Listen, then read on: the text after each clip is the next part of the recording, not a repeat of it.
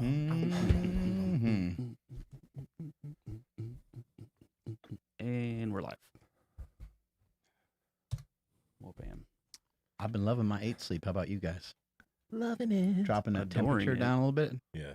I don't sweat in my bed anymore. I'm not like peeing my bed when I sleep anymore. It's crazy. Joel, you ever experienced these like new mattress tops that some of the companies make, and it helps lower your body temperature? You ever mess with those things? I have not. No. Damn, they're Oh, fucking sweet, man. Yeah. Just you wait. Yeah. Yeah, we'll dive into some sleep with you in a minute. Yeah. I Can't wait to dive into his bed. Wait, no, Yep. just his sleep, not his bed. Yeah. But Don't. I've been noticing it's been making a big difference for me with my sleep, and I keep kind of almost forgetting about it since it's just on the bed and it's lowering the temperature. But my sleep has been vastly improved since incorporating it. So it's been as simple as just putting a top on top of my bed and just setting some of the settings to what I thought was comfortable for me, and it's been working awesome. And the mattress topper can go like as low as 55 degrees or as high as 110, but I like to keep my shit cool. But the cool thing is, like with 8 Sleep, you have the topper and the mattress, or because Mark already liked his mattress, he just was like, I'm just going to use the topper on my mattress. So you could go either way if you already like the mattress you have at home. But man, it's great not sweating when I sleep, and it's great just like I fall asleep faster because my mattress temperature is cooler, and Joel, it changes through the night. Joel, in your book, Immunity Code, you talk about some tricks to help get to sleep, and I believe one of them was some sort of thermal regulation through like just running your hands under water or something like that, right? Yeah, it's heating the extremities. So you heat the extremities, you cool the core.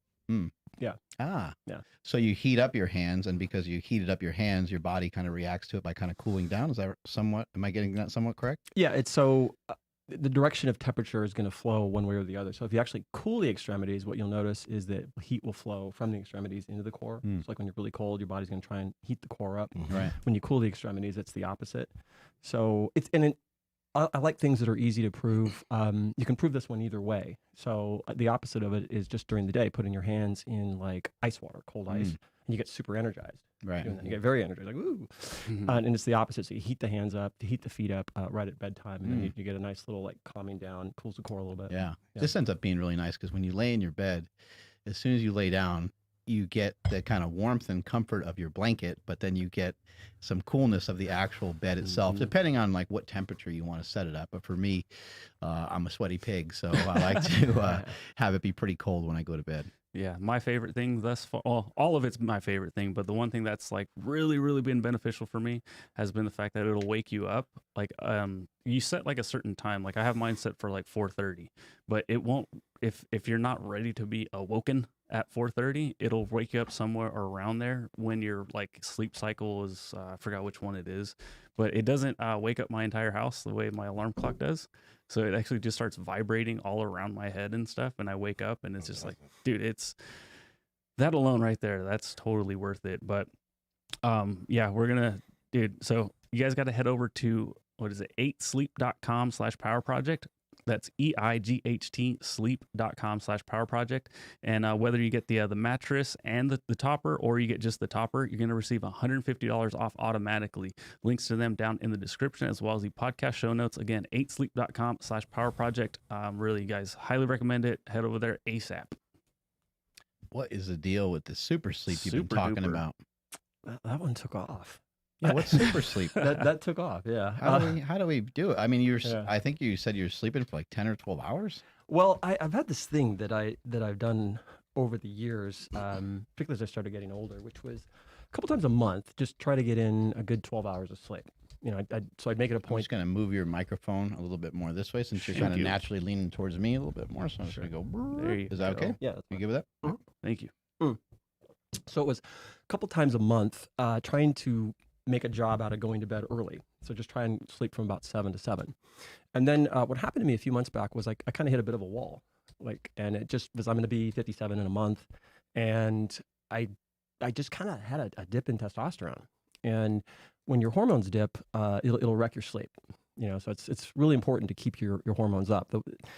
I have this, I've talked with Carl Lenore about this, and kind of have this closet idea that essentially, as long as you're sexually viable, it's a benefit to the herd. And as soon as you're not, you're just competing for resources. So your body works to get you out of the picture. as soon as your hormones dip. So that was one element why my sleep, I kind of finally figured that out. And then the other element was that I had stopped using the blanket that I use, and I was just kind of sleeping without a blanket. And it wrecked my sleep. So I just did a lot of research, and I kind of figured out, okay, it's hormones and it's skin temperature. I kind of figured that out. And so I corrected the two, and then voila, sleep's back to normal. Got my testosterone up. Okay, great. And so from that, now I'm just trying to catch up. And so I did this post calling it super sleep, and then everybody's like, how do I do super sleep? But basically, yeah, it's just, number one, it's making a job to get to sleep, and then just a huge list of check boxes so that you can get a lot of sleep in, a lot of deep sleep. And so I think it's a really good practice as you get older to just kind of try and do a couple times a month. Yeah. So how did you realize that your testosterone was going down? Because you say you hit a wall. Did you like get some blood work back and you saw your test was down, and you also like physically you felt something within a week or something? How'd you realize that? One's just the boner measure. Like, yeah. So boners during sleep. Boner measurements. Yeah. So that during sleep tells you just about everything you need to know. Okay, and as long as you're kind of in the teenage zone, you know everything's working. The other thing too is energy. Wait, like when you wake up, like having a morning wood's what you're talking about? Yeah, okay. Well, all through the night. Yeah. Okay. Yeah. He's like, don't tell me you don't do that right now, because yeah. So yeah, that's a huge piece of the equation. No Wait, pun. that's actually a big deal to talk about. No real pun quick. intended. How big? Like here we go. How big of a deal? Yeah. How many inches of... But this is really interesting, because that's something that I only really thought about morning wood. I never thought about, is it normal to just have a boner through the night? So that's something that you think that men should pay attention to, as far as their hormonal levels, as far as their vitality, having a boner through the night. Oh yeah, absolutely. Yeah, 100%. Yeah, because most people don't think about that, man. I didn't think about that until you just mentioned it. Well, you don't think about it when you're young because it's there all the time, and then as you get older, you don't think about it because it's not there. You know, you only think about it when you restore it, and you're like, oh my gosh, I missed that. So that's there now. Yeah, so it's a big predictor of things. And the other thing is just energy. When you're testosterone and energy production are kind of related. You know, testosterone helps. Any ideas on what the hell's going on inside the body to make you have a boner randomly in the middle of the night? Yeah, you have hormone production. Yeah, just like a cascade of testosterone, maybe, or your hormones are working. So anyways, all that to say, you consistently see that with people over 50 when their hormones get disrupted, their sleep gets disrupted at the same time. And so you have to correct both. You can't leave the one or the other. And it's actually, that's a big cycle. I'm sure we'll talk about sleep here. But anyways, restored, which is another interesting thing, is skin temperature. So we're talking about, like, you know, cooling the body down and heating the body up to get to sleep. And it kind of creates a lot of confusion, like, well, should you get cold? Should you get hot? And what I found for me was the answer is that it's neither cold nor hot. It's a range. Okay, so there's a range where the skin needs to be. The skin needs to be between 87 and 95. And I'm not talking about the room. I'm just talking about the temperature at the surface of the skin. Okay, and when that's between 87 to 95, it induces sleep. And everybody's number is different. Some people could be 95, some people 87. But whatever your sleep number is, whatever your sleep number is, if you're too far above that, like your back is sweaty, you're not going to go to sleep. Okay, if you're too far below that, like it's too cold, the cold will wake you up. So there's just a range. And again, you know, I like things that you can just prove. So that's an easy one. Just pull your blanket off at night if you have a really cold room and watch. The cold will wake you up. Cover yourself, get the right amount of blanket, you'll sleep sound. So yeah, so those two big things, I kind of got all that corrected, and then been working on just getting my sleep caught up, which I'm discovering as you get older. You know, the big animal, the big dog in the fight is ATP synthesis. So there's a scientist, I think it was James Blackstock, in 1989. He calculated the amount of ATP the body needs to make every day. And I don't know if this is true, but if it's anywhere near true, it's fascinating. And what he calculated was that you need to make your body weight in ATP every day. Your body weight. So 220 pounds of ATP you need to synthesize every day. Okay, that's astounding. So if you think about, well, how do I do that? How do I synthesize 220 pounds of ATP? You know, is it through food? No, it's through breathing. Breathing is the way you do it. And ATP in the body works like money. Works very much like money in a factory. So if you have a factory that makes Teslas and it has these robots, and the robots they make the cars, but then they also maintain the factory and they do all these things. The money, or ATP, is what you need to pay for the robots to maintain the factory and to build the cars. The cars are analogous to protein, and those proteins maintain everything. If you don't have enough money, you got to cut back. You have to cut back on the robots that maintain the factory. And once you cut back on that, the factory starts going to hell quickly. So ATP is like the body's currency. And sleep, the principal thing with sleep is to restore ATP primarily, so that when you wake up, ATP levels are restored. What you see in people as they get older is they're just not making ATP at the same rate they used to. Let's just back up just a second. What is ATP? Adenosine triphosphate. So it is the body's, it's the cell's primary source of energy. Okay, energy being defined as the ability to move stuff around, the ability to do work. So like within the cell, we need to do all kinds of things. Something needs to move into one position, so you need ATP for that. You need to make proteins, you need ATP for that. You need ATP for everything. It's the power. So if you took like an automated factory and you pulled the cord, nothing would happen. The factory would be dead. So the production of ATP is the thing. Your energy source. I can see why you're fascinated by this, because last time we talked, you talked a lot about kind of a young body versus an old body, and we can get into that a little bit later. But some of the stuff that you're saying about sleeping, we've heard different opinions about. We've heard people say that you can't restore sleep, that you can't make up sleep. What are some of your thoughts on that? Are you finding something quite different for yourself, or is there kind of newer research maybe showing something different? Yeah, I think there's conflicting evidence on that, and I'm just sorting through. I mean, I'll say just for myself, I feel like I can make up sleep. Now, I would also say, like, if I had, 7 days of 3 hours of sleep, I could also understand that I might not ever really get that back, but I'm talking about like a bad night-ish or two of rough sleep, and then being able to make it up on the weekend and getting a little extra snoozing in. It seems like it does something, but I don't really truly know, because I never actually really measured it, but I do feel better when I do that. Well, I think there's two pieces to that equation. I think the first piece is that there's an optimal level of ATP repletion when you wake up that leads to a feeling of being energized when you wake up. And the worst thing in the world is waking up and dragging ass. That is the worst thing in the world, because then you don't have the energy to really think, you don't have the energy to go work out, you don't have the energy to do anything. So that's kind of like priority number one. The other piece of that would be damage that occurred from lack of sleep during a period of time, and can you ameliorate some of that? You probably can to some degree. We can repair a lot of things. So, and if I, just thinking back to different studies, I think the evidence is mixed for it. So, but regardless of whether or not you can or you can't, getting to a place where you're waking up like feeling energetic and refreshed is sort of like a non-negotiable. Like, you have to have that.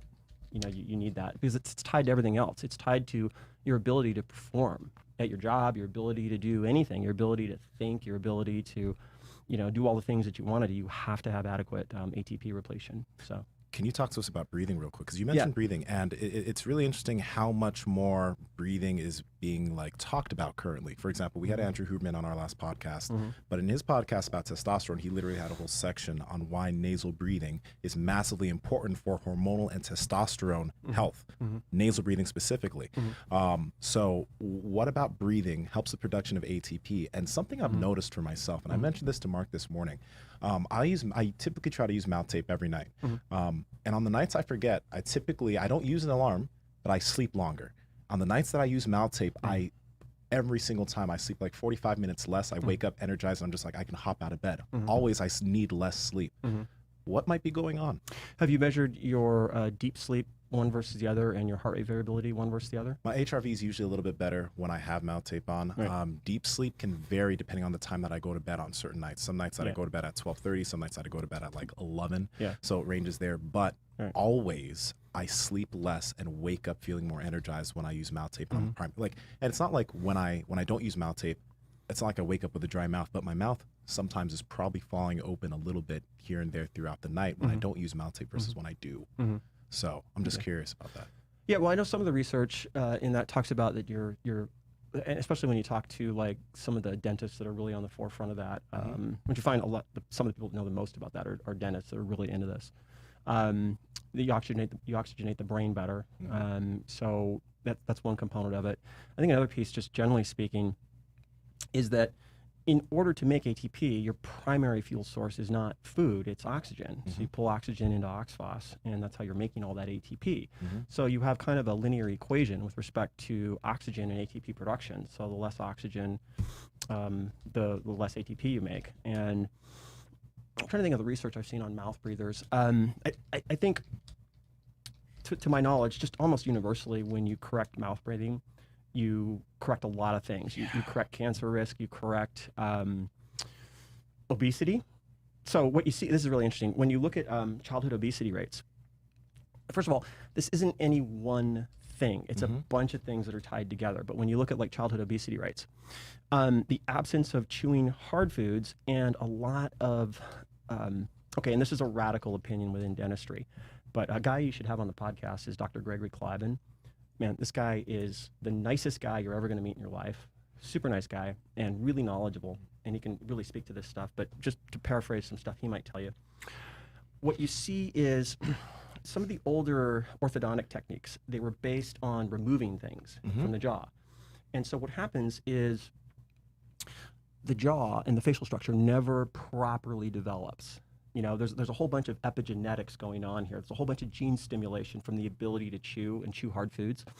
And so what you see with childhood obesity rates is there's these high correlations with chewing soft foods, with improper airway flow. And so some of the net things that you see from that is kind of this thing. You'll see kind of this kind of posture leaning forward. And the reason you see that is because you're unconsciously need to get more air. So you see kind of this humpback kind of, you know, posture. Like, and you could test it. You could just, okay, well, stand really straight and breathe. Oh, I'm not getting as much air. You know, put your head forward. Oh yeah, I get more air. Okay. But a lot of that is coming from the lack of development of the palate and the mouth. And there's a book I'm reading right now called Epigenetic Orthodontics. Okay. And it's incredible. Like the pictures that you see in this book of the facial correction that goes on when people undergo the expansion of the palate. I know that sometimes people start to hear this stuff and they think that we're crazy because we've been talking about this for quite some time. But like, my understanding is that there's some stem cell production from chewing on hard things, and that's what helps kind of recorrect. And we're not really saying that that mouth breathing is causing people to be heavier, because we know what the root cause. But as Joel pointed out, it can be a potential another issue that compounds a already complicated issue. And so people's decision-making skills, you can start to just think about on days when you're really, really tired, think about your decision-making skills and how poor they are. And so now think about if you started to feel that way every single day because you had sleep apnea or some sort of obstructed breathing, not just during sleep, but even throughout the entire day. Now you're really screwed, and it's going to be very difficult to make changes or want to investigate what's going on with your diet. It's going to be that much harder for you to be able to kind of fight against it. I have seen from coaching clients, I've seen things like, I have seen, you know, whole body resonance imaging of like the airway. Okay. And you can literally see these tiny airways that are restricting airflow. Okay.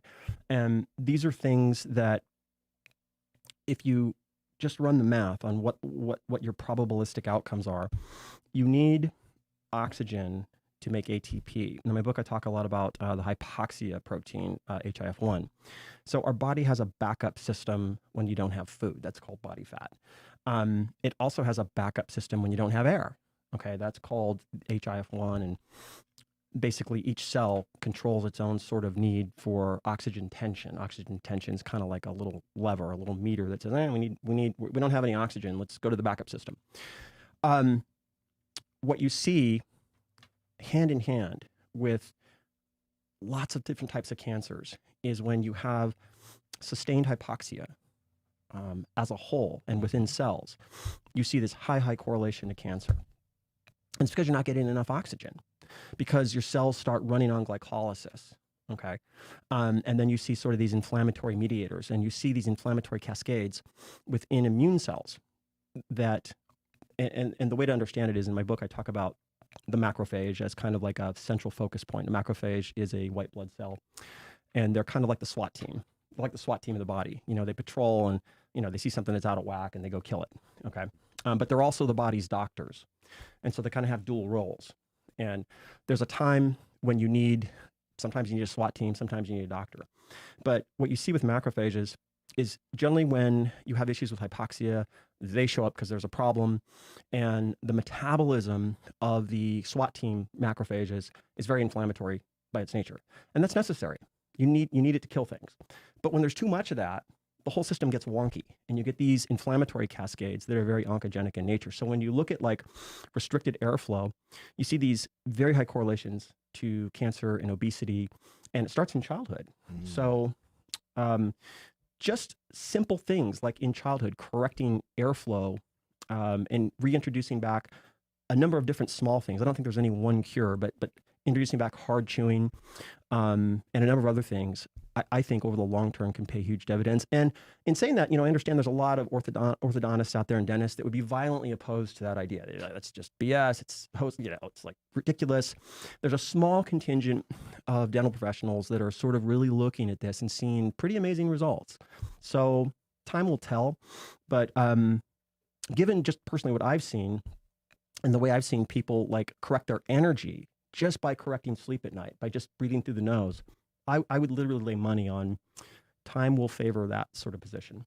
So, and then real quick, as far as the production of ATP, breathing more. So you're pretty much saying exercise can massively help that because you increase your breathing rate during exercise, but exercise in accordance with breathing through your nose too. Like I know, like at a certain point with certain exercise, when you get fatigued enough, you're going to have to open your mouth at a certain point when it gets extremely physical. But during a majority of it, you want to be breathing through your nose. Will that help with production, or does that matter, you think?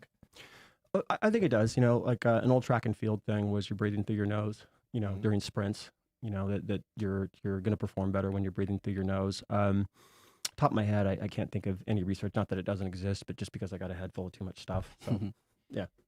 What about the, because I remember I used to just get every single supplement I could find, and there was ATP supplements. Yeah. And I bought them because the person sold them to me. And I remember I would take them and be like, oh my God, I had the best workout ever, but I have no idea what it was doing. So is there any benefit to taking a, quote, ATP supplement? I think there is. So I think that creatine would be in that category, right? Absolutely. Yeah. So okay. I think there's this amazing repurposing of bodybuilding supplements for longevity. Top of the list is creatine. For the reason that Let's fucking go. Creatine dance. Let's fucking go. let's go. That was pretty good. That was good. By the way, so we were talking about this before the show. Nsima's going with me to Comic-Con next year. Yes. And he's going to wear a body paint Black Panther suit. Yes. He's going to cover his junk, obviously. Well, Nobody wants, I don't know, maybe somebody wants it. I don't want to see. But anyways, you're going to get mobbed, dude. You're going to get mobbed. You're going to get so many TikTok followers. You I should wonder do if it. he even needs Crazy. like any body paint. I think he just take his shirt off, right? Yeah. Mm-hmm. Yeah. Just a mess. But I mean, you gotta do the body paint if it's Comic-Con. You gotta go out. You for got it, it. you know? Yeah, no, I'm seriously, dude. You're going to be mobbed. Just, yeah. I'm down to do it if Mark comes as Omni-Man. I'm in. You're in? When is it? That's Is it the tomorrow? other thing. My Viltrumite friend. Yes. Oh my gosh. The spitting image of Omni-Man. Yeah. All you need is a white, like, white hair right here. Oh my gosh. You know, he's So- Omni-Man. For Instagram, for this segment, you got to make clips and tag them Omni-Man. I'm in. When is it? Look it up, Andrew. I'll look it up. Yeah. Con 2022. Oh my gosh. Oh wait. Okay, so we'll go with both you guys. Yeah, together. You guys will be mobbed. Mobbed. Mm-hmm. This will be Mob. fun. Yeah. This will be fun. It looks like Mark. Yeah. I'm gonna have to start lifting weights for I've this. said this. I've been saying. Okay, but we were talking about creatine. He's been really Yeah. excited about it. Oh my gosh. Speaking of boners, Stay behind the podium. I got you. It's Yeah. it's hidden. It's Yeah. hidden. So yeah. Looks like it's in July. Oh, no. That's a different one. Sorry. Oh, well, returning to adulthood here. Nah. So yeah, I think that there's this just fantastic repurposing of bodybuilding supplements for longevity, particularly with people 50 and over, because one of the not too much talked about issues with longevity is cell volume, keeping the volume of cells plump, keeping them plump, and there's good research that shows that fluidic cell volume is related to ATP production. The two kind of relate. And so when cells start to kind of like with age get kind of withered, and the phospholipid membrane doesn't work that well, and they lose their let's call it plumpness, that aging accelerates. And so things like creatine that plump up the cell, I think periodically, I think is a really good case for those. And then along with that would be pyruvate and ribose. So I think there's a really good case to be made for. Those are old school. Yeah. But I think repurposing them for aging, I think that's got a lot of mileage. I think there's a lot of potential therapeutics to that. Would hydration be in there somewhere too? Am I way off? Yeah, no, it's in the same thing. So again, these things are always one thing. They're never separate things. But what you see with age is that the cell membrane, the phospholipid membrane, starts to lose its permeability, starts to lose its flexibility, and then you get these imbalances of things like potassium, calcium within the cell, and that's a problem. That's a big problem for aging. So keeping the cell membrane sort of open, keeping it fluid, keeping it from getting damaged has a lot to do with really aging well. And not only that, the mitochondrial all the membranes within the cell, keeping them working well. What are some of your thoughts on like why my 7 or 8 year old, I think it's 8-year-old nephew can come in here and just plop down into a squat and like lay on the floor and pop up and like run around and like just no joint issues, amazing mobility. Like why is someone at that age that way? And someone that ends up being, 30, 40, 50 years older than that, what starts to happen to our joints over time? Why do they get stuck, or why, why would, like, if someone came in the gym and they're about your age and I say, hey, let me see you do a squat, usually the first thing they say is what? Because they like want time to kind of regroup and think about what they're about to do, because they don't want to just drop into a squat. It's rare that they can really just drop down into a squat out of nowhere. Sometimes, as crazy it might sound to someone who's young, they might even need a little bit of a warm up or a little bit of like prep work to do a squat. What are some of your theories, and what do you think is happening in the body that ages us to the point where those joints don't want to do that anymore? Yeah, again, it's never one thing, it's a bunch of things. But in that list of a bunch of things, you would look at you'd look at the accrual of damaged fibers, or rather repair fibers that are getting loaded in your collagen matrix, in the matrix of like your ligaments and things. What you see with different connective tissues and structures in the body is that they're very complex, and over time, when they are either just kind of into like long-term wear and tear or injury, there are sort of different types of fibers and different types of things that get loaded in to repair these things. And sometimes they're stiffer, sometimes they work differently, sometimes they're inflammatory by nature. You also see just a general decline in the ability to circulate blood and sort of get the circulatory system with age. That's a big factor. Another issue has to do with the decline of the gut and translocation of inflammatory mediators that affect other parts of the body. So you'll typically see So let me just back that one up just a second so we don't get talking too fast for some people. So you're kind of saying that over a period of time, maybe the stomach doesn't have the same ability to utilize healthy nutrients to help fend off things that may be inflammatory to the body? Something along those lines? More along the lines of like, what you see with age is the gut starts to open up, okay? And when that happens, you get what's called, there's always these big words for stupid things like moving, okay? So the big word for when things move is translocation, it's translocated. It's moved. so things move from the gut, principally cell wall fragments like peptidoglycan and lipopolysaccharide. So lipopolysaccharide, it's a cell wall fragment, and basically it's a toxin. It's what's called an endotoxin. And when that penetrates the gut, you see it's very inflammatory by nature. So it activates very specific receptors on immune cells, turns on the inflammatory machinery. And you see these correlations between things like colitis and arthritis. And you see these correlations between issues in the gut and sort of like joint related issues. So how do you keep your body from, how do you keep your body from, like, I guess, acting that way? What I would offer, it was the reason I had to write a book, to my mind, was that we need an approach to health that is immune-centric by its very nature, which, we're in an industry where a lot of people say a lot of stuff for the sake of being novel. I didn't see that as just, let me say something novel. To me, that was central because when you look at obesity or you look at age, you find in a lot of ways you're really talking about the same things happening. One thing that seems to be pretty clear is that you see this perfusion or opening up of the gut.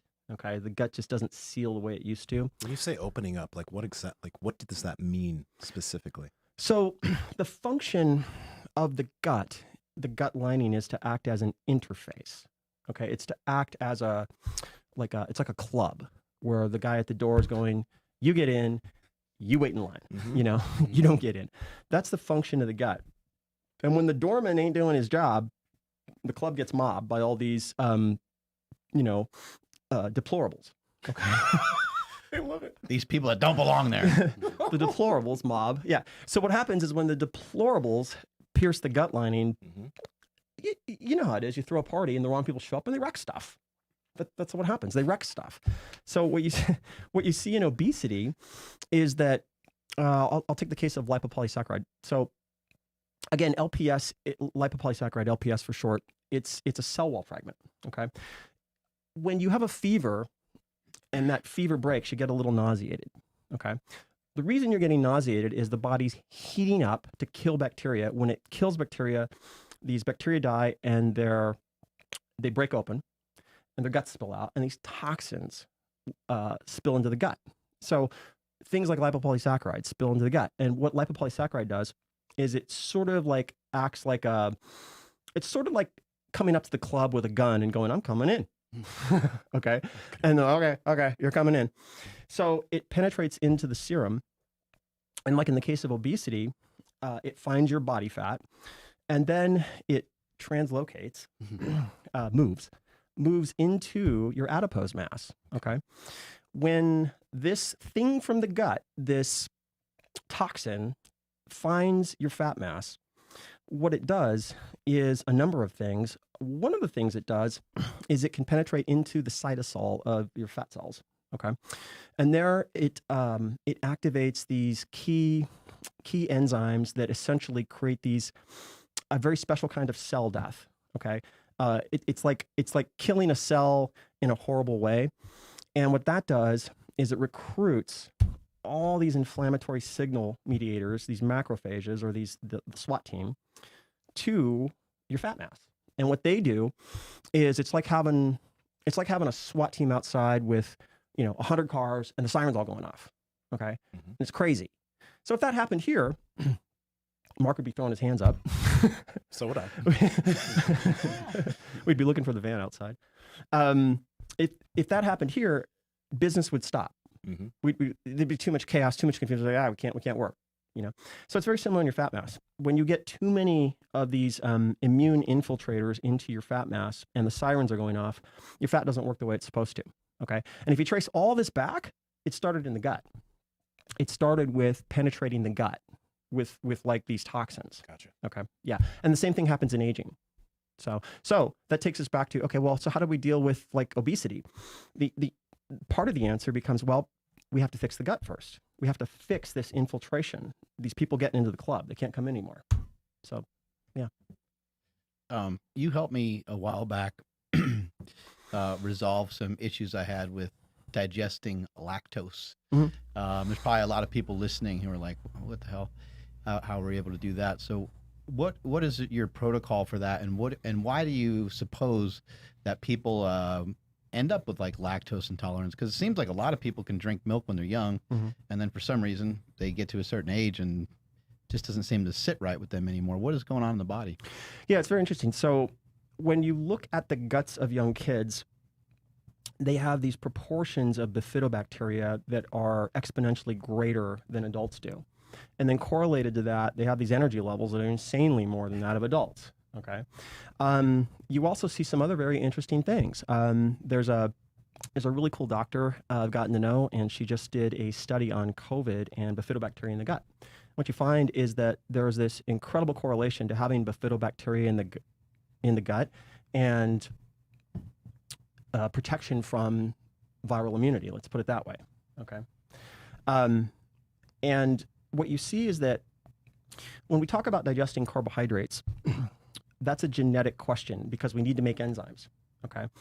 The majority of enzymes required to break down the spectrum of carbohydrates are not really found in the human genome. They're found in bacteria. Bacteria do a really good job of making the genes to break down different types of carbohydrates, lactose being a carbohydrate. So what you find is that when you have certain species of bifidobacteria present, like you did when you were a kid, issues very often seem to go away with digesting milk.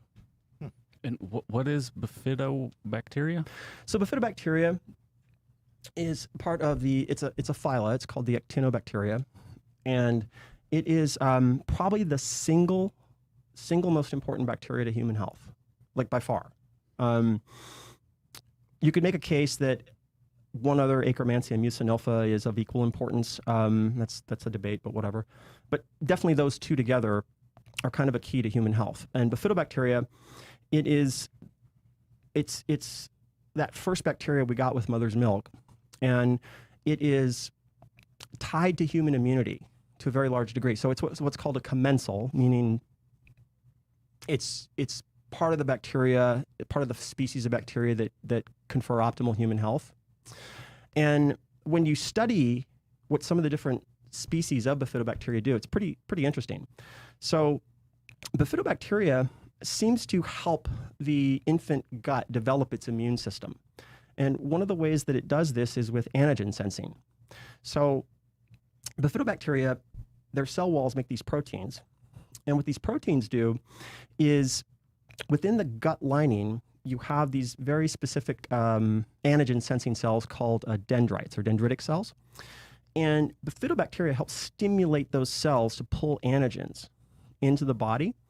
And what happens is it helps you develop immunity, because with bifidobacteria secreting these proteins, you have your antigen sensing is that much greater. You can pull antigens sort of into the gut. The dendritic cells will present them to T cells. T cells will bake up an answer for that, and then it affects these inflammatory cascades or these anti-inflammatory cascades down the line, which seem to be very pro-health, pro-longevity, pro-being lean. And it does a number of other things. It correlates, there's certain species of bifidobacteria correlate really well to centenarians, to living like 100 plus years. Correlates very well to being lean. There are mechanisms you can look at that get beyond correlation, that you can literally say, oh, wow, this is a mechanism. One of them is a protein that humans make when they're fasting. It's called fasting-induced adipose factor.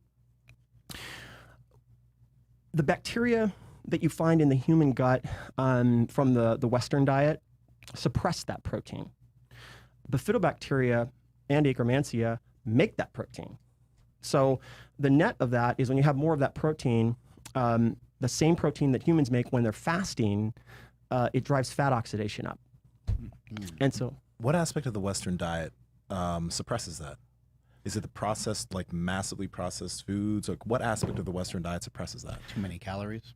Well, again, it's number one thing. It's you have too many refined sugary carbohydrates combined with too much bad fat, and that combination alone has been shown to break energy balance in the body. That's been shown to basically act like an accelerator on eating and cut the brake line on cessation of eating. And when you say bad fat, specifically, like examples?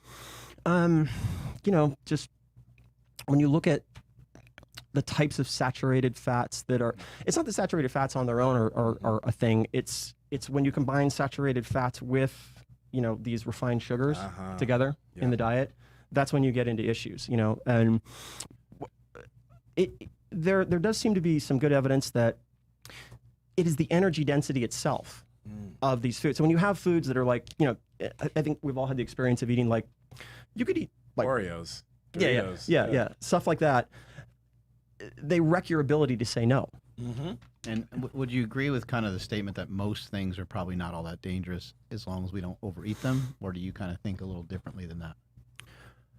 Like if you don't overall, like I would say that, like, you hear the kind of people say that fat turns to fat the easiest, right? But that's only in the case of if you overeat. They say carbohydrates are second, but again, that's only in the case of if you overeat. Or sometimes people say sugar is really bad because it does A, B, or C, and it can be, but I think what's the ultimate culprit is continuously overeating day to day for long periods of time and not expending enough energy. Well, sure. Yeah, that's the basic equation of this era that we're in. This era has inverted the probabilities of energy balance. So it's just easier to take more in than it is to expend it. So that's the core problem. I think beyond that, you got to start breaking things out into classes. So when you look at you got to look at obesity kind of separately because it's sort of its own thing. When you look at obesity, well, the evidence probably seems to suggest that that cutting fat intake will have a bigger effect than cutting carbs. So taking fat much lower seems to have a stronger effect on fat loss than. Why do you think that is? I think that's interesting. I actually feel very similar to you. I actually think that might be true. Yeah. Because to me, that's a really simple conversation because it's not a real change in someone's diet. I would love to see somebody go like more meat-based and to go lower carb, but that is a huge effort and a huge lifestyle change. Just to say, hey, man, I know that you love burgers. If you could just make your burgers at home and use a leaner source of protein, you could still make the same burger pretty much. It just will have less fat calories in it. So why do you suppose that cutting the fat back would have the biggest impact? Well, I think one issue has to do with inside the mitochondria. I think you can make a case that, and it isn't just any one specific type of fat. I think there's a lot of fats that will fit the bill here. But when you start to see what happens inside the mitochondria with different fats, particularly in an obese state, particularly within adipose tissue, you see a lot of different issues with burning fat, storing fat, and you see, like, for example, certain types of fats, you'll see, you won't see conversion to triglycerols. You'll see a greater buildup of diglycerols, which when you get too many can be toxic. Okay. So I think that's a big deal. Anecdotally, I grew up in kind of the old school bodybuilding era when what you would see bodybuilders do pre-contest was they just take fat very low. These guys got peeled. They got stupid peeled. So I think that there's a lot to certain populations taking fat intake really low, keeping your fats healthy, but taking them really low, and you see the needle move. So it also might be, just thinking about this, it might be easier for individuals who, let's say, they don't exercise as much, right? Maybe because you notice that people that exercise a lot, especially when their fats are low, their hormones take a tank. But if you're not someone who exercises a lot, there's probably a lesser need for high amounts of fat in your diet. Not that it's bad, but if you have high amounts of fat, you need lower amounts of carbs. But most people aren't going to be able to actually stick to that. You might be able to say the same thing about protein.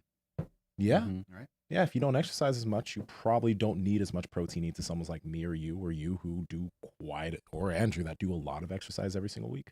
So plus, isn't it true that people that intake less calories generally live longer? Is that an idea that people have out there? I think it's fairly well supported in the research. I mean, so it's called oxidative metabolism for a reason. So it's oxidative, and so just taking in less fuel over time. Think of an engine, just burning. When an engine burns really hot, like you're running nitrous in it, it's just not going to last as long. Yeah. So taking in fewer calories probably extends lifespan, the evidence probably on pretty good ground with that. 20% less calories. Yeah. Okay. Back to the lactose. What did you do specifically to help with it? Because I think I need to do it again because it's been a while. And the last time I had ice cream, I had disaster pants. So. Yeah. I almost shot myself the other day too. Anyway, let's keep going. Yeah. So spinning up bifidobacteria, getting more in your gut is kind of like the go-to thing with that. And it's not that hard to do. Generally speaking, you can just do it through dietary means. I think the thing I told you to do was human milk oligosaccharides. So mother's milk has these sugars. And these sugars are what are called glycans, sugar proteins. And they have a lot to do with feeding both bifidobacteria species and... Help us out, ladies. Yeah. I actually have a freezer full right now. Support our gut health. Support our gut health. Yeah. The address to super Andrew training is... What's... Just give them our address. Yeah, I know, Send right? as much milk as you like. Actually, someone asked me that. Anyways, I won't tell you. Yeah. So getting more bifidobacteria. Human milk oligosaccharides feed bifidobacteria really well. They also feed Akkermansia really well. So that's kind of a 1-2 punch. And you can get these in colostrum. There's supplements on the market now that have them. We get them when we're younger. They're in mother's milk, and they go a long way to do that. But you can also just bananas will feed bifidobacteria. Dark fruits, polyphenols will feed bifidobacteria. You had me go to the store and get baby food. Yes. Yeah. You're like, go get baby food. The one that says it has HMO in it. I was like, okay. Yeah, So I put a scoop of baby powder in my protein shakes for like a month, and it worked well.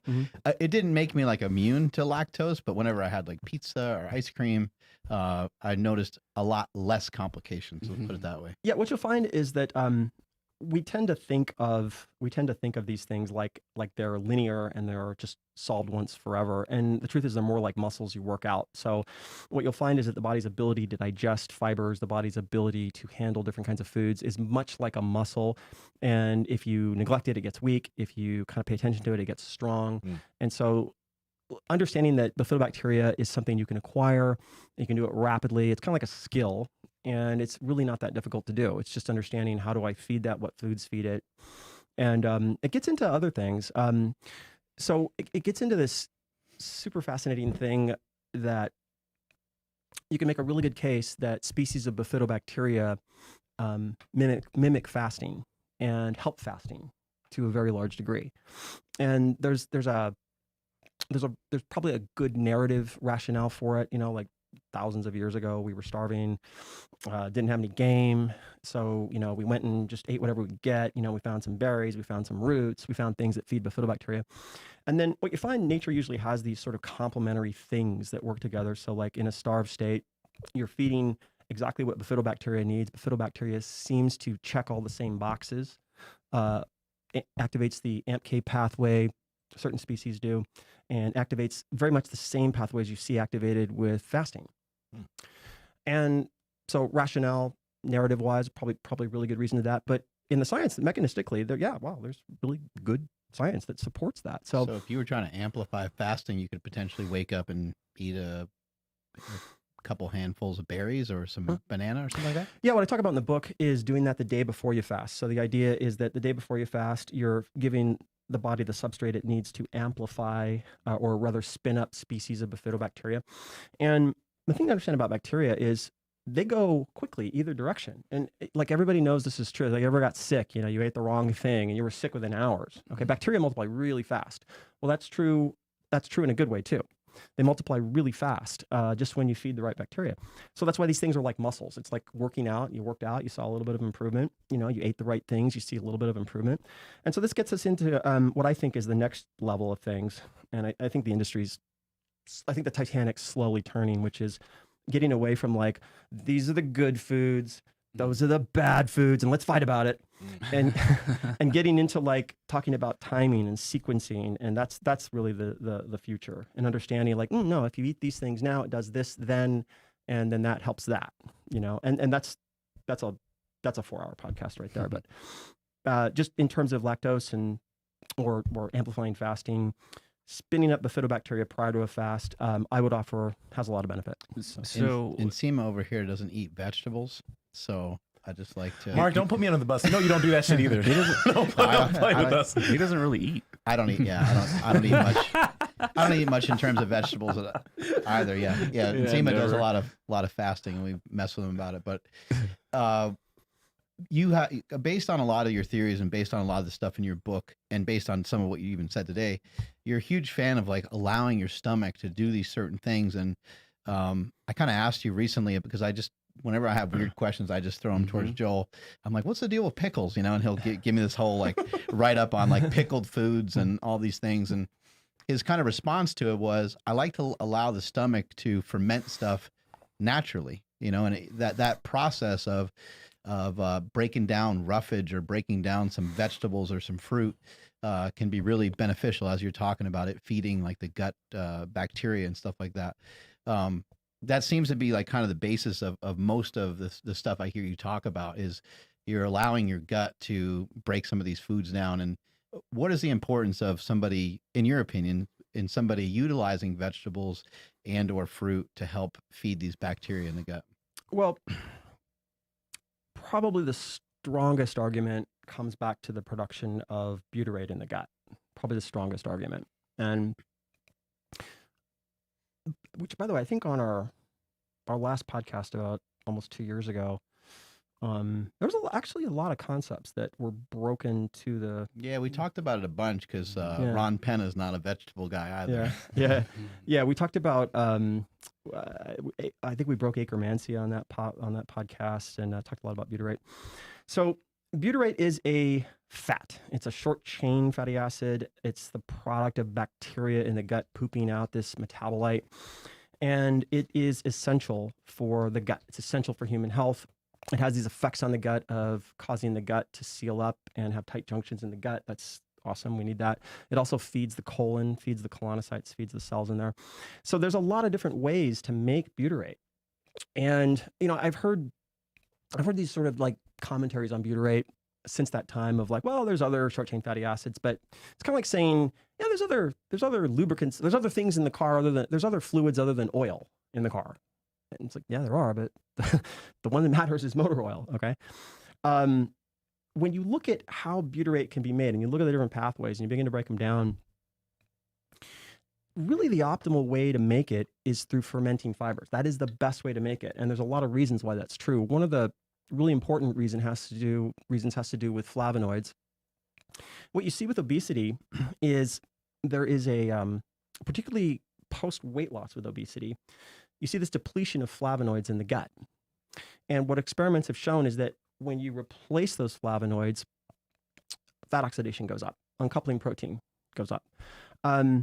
You need those flavonoids in the gut, but you also need the optimal ratios of propionate, acetate, and butyrate. You need the optimal ratios. You can have too much of one, not enough of the other. And so you can make butyrate from amino acids, okay? But the pathways, the way that it gets made, there are some key differences. One pathway is called the lysine pathway or the ketogenic pathway.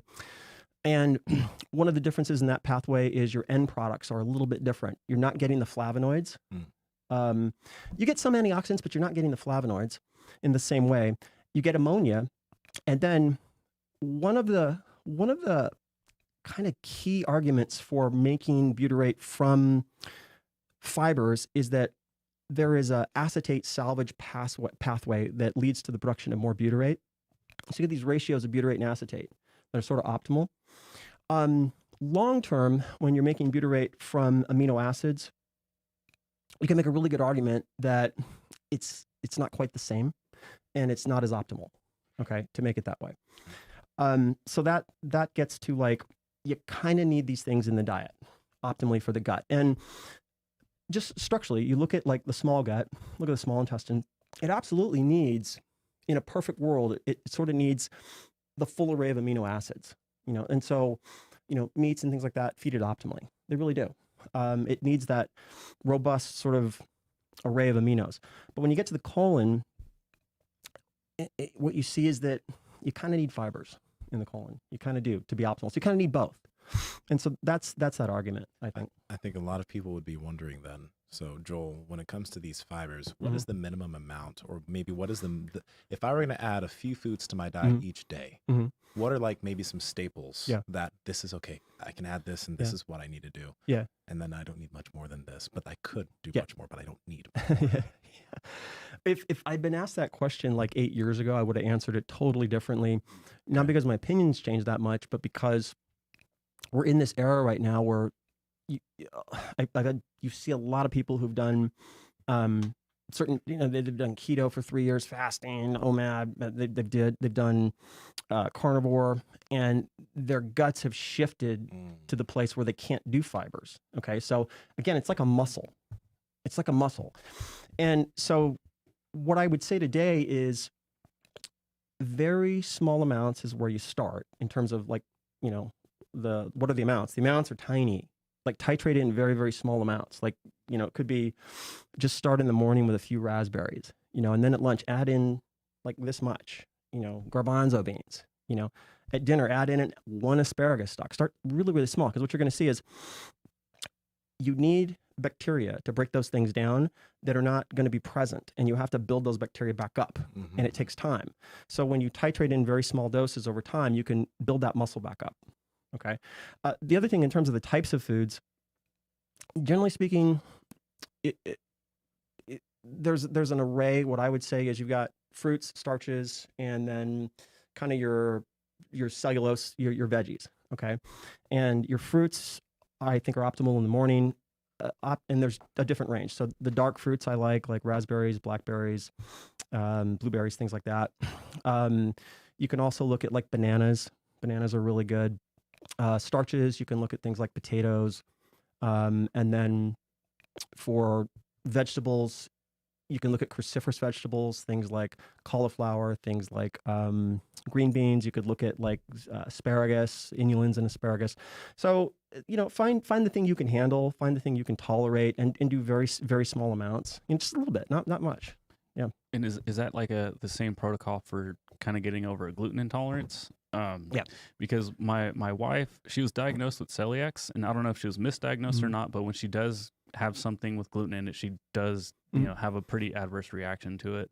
So because of that, I completely went away from gluten also. And then when I would have it, I would feel terrible. But then I just kept, I don't know, because carbs and gluten's really good, so I kept eating it, and now I feel fine. But she's still pretty messed up. But if somebody doesn't have celiac, can they kind of do the same thing? Yeah, for non-celiac gluten intolerance, I have seen that you can train it away over time if you start small. What a lot of people do is they hear, oh gosh, well, inulins are good, and so they go eat like a bunch of asparagus stalks all at once, and they get bloaty and sick and all that. So again, just you treat it like it's just like weightlifting. When you start off weightlifting, you're not starting off with a max. You're just starting off with light weights and just kind of easing your way into it. And after a month or two, you can go and train a little heavier. So yeah. Okay. And then just because I do have access to breast milk, if I were to start, how much are we talking here? Can I put like an ounce or two in a protein shake? Want to share some of this protein shake with me too? Just to maybe help that old gut health and all that good stuff. Hey, Stephanie. I think she's watching too. You're asking me a question on breast milk dosing. Yeah. If I'm gonna ask anybody, it's gonna be you. Like, I'm gonna know this one. Yeah, I don't know, man. No, okay. So then if it was just like the baby formula, what was it? It was like a small. It's just like a scoop, I think. Yeah. Baby formula comes in like either pre-measured scoops or whatever, but you can just go straight to the HMOs and do like a few grams of that. All right. Yeah. Why? You look disappointed. You're like, yeah, like, well, I just wanted. I wanted to know the rest. Off air, maybe. I'll throw something. You wanted an excuse.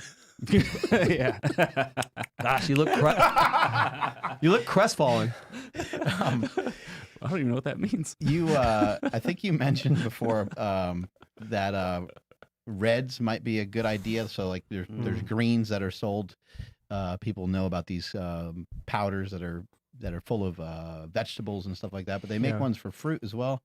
And I think you've mentioned before that can help with gluten intolerances or something along those lines, right? Yeah, anything that's spinning up kind of the broad family of bifidobacteria will most likely help you with things like that, because the enzymes you need to break glutens down are going to be in certain species of bifidobacteria, and those red phenols are very good fuel for the family of bifidobacteria. They work very well. Why do you think it might not be a great idea to utilize greens? Like a lot of folks are using greens kind of every morning, and they just do so like they do so almost like they're drinking coffee in the morning. But I've heard you talk against this practice before, which I think is a little controversial, because people are like, greens, like I need these greens supplements, super healthy, to have these greens every morning. In your opinion, why would someone maybe not want to do that?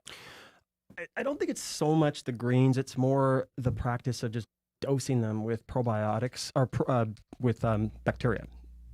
It's the practice of dosing them to the nines with probiotics. So what I have seen over the last 5 years is this sort of massive growth of gut-related issues from taking probiotics too much, and that would be the thing. So it's not so much the greens themselves. I think it's just the excess of taking in probiotics, there's this massive like thing with SIBO right now, having the right bacteria, but just having them in the small gut, having them in the wrong place. And the range you see is like, I got issues to like my life is wrecked. Mm-hmm. So I think there was this jumping on the probiotic bandwagon, and oh my gosh, probiotics are good. Let me just take them until I drop. And I think what we're seeing now is like, it may not have been a great idea. So that's my opinion on it. We actually had a question from Steven in the live chat. He has kimchi every morning, and he was curious if that's a good or bad idea. I don't think it's inherently one or the other. I've come around a little bit. I used to think that just letting your body do the fermentation was optimal. So fermentation makes bacteria. And after just seeing so many people with gut issues, so many people who just, they don't have the bacteria anymore to do things, I think fermented foods can be really good for people who have gut issues. Mm-hmm. They're already fermented. So I think that's a really good thing, and it could be very beneficial on the gut. So yeah, as long as it's working for you. Yeah, and Paulo's asking about kefir. What do you think about that? Same sort of thing. Mm-hmm. It's under that umbrella of fermented foods. Mark asked me about pickles, and I just put it in that same category of fermented foods. I love pickled foods. Yeah. I was curious. We've mentioned fasting a few times. Mm-hmm. Like we do OMAD sometimes. Mm-hmm. I don't do it all the time, but there's within like the fitness industry right now, there's a lot of people that talk about fasting like an elixir of health, and it massively increases longevity. Right. And then there's another party of people who will take that content and be like, this is bullshit, and this is why like fasting might be useful or not. Are there legitimately any benefits to fasting as far as longevity is concerned? And maybe with the way that we're looking at fasting, as a protocol, what ways do you think we might be getting it wrong with how we use it? Yeah, good question. I'm just after what actually really works. And to get to that question, you have to factor in over time. You have to factor in long term, because there's this misconception that things work kind of in a straight line. And that's not true of almost anything. Like almost nothing works in a straight line. What you see is most things work fantastically well up front, and then there's attenuation down the line. So they don't work as good down the line. Some things dip under the curve, and then there's negatives down the line. Okay, that's how things actually work. And I don't care what you're talking about. It's we know that's true. Like with SSRIs, they work fantastic up front, and then later on you got to take like a car full of the things. That's true of most things. So, and fasting is not excluded from that. I'm just saying that based on my experience over many years. So fasting is fantastically beneficial for longevity, for so many things. It is a great practice.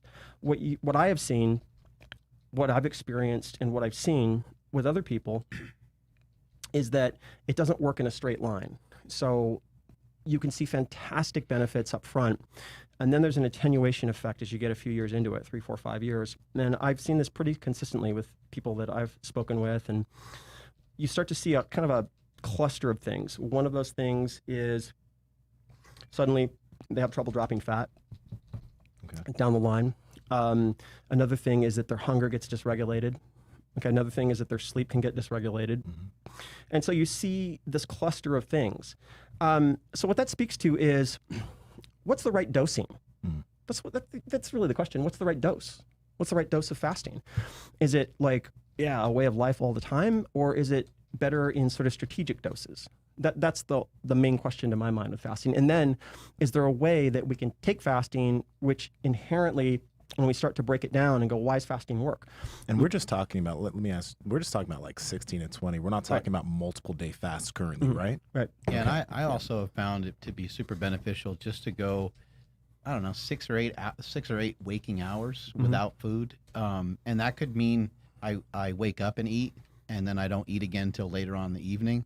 Or it could mean that I wait all the way until the evening and eat twice, at 3 and then again at 7 or something like that. So I've found that to be really beneficial. But I understand what you're saying. It kind of sounds like what you're saying is the longer that someone practices fasting, the more likely over a period of time they are to move away from it, which would be kind of proof that maybe it is causing some of these things that you said, like dysregulated hunger, and I have noticed some of that in myself to where sometimes I'm like, holy shit, I think this has made me hungrier.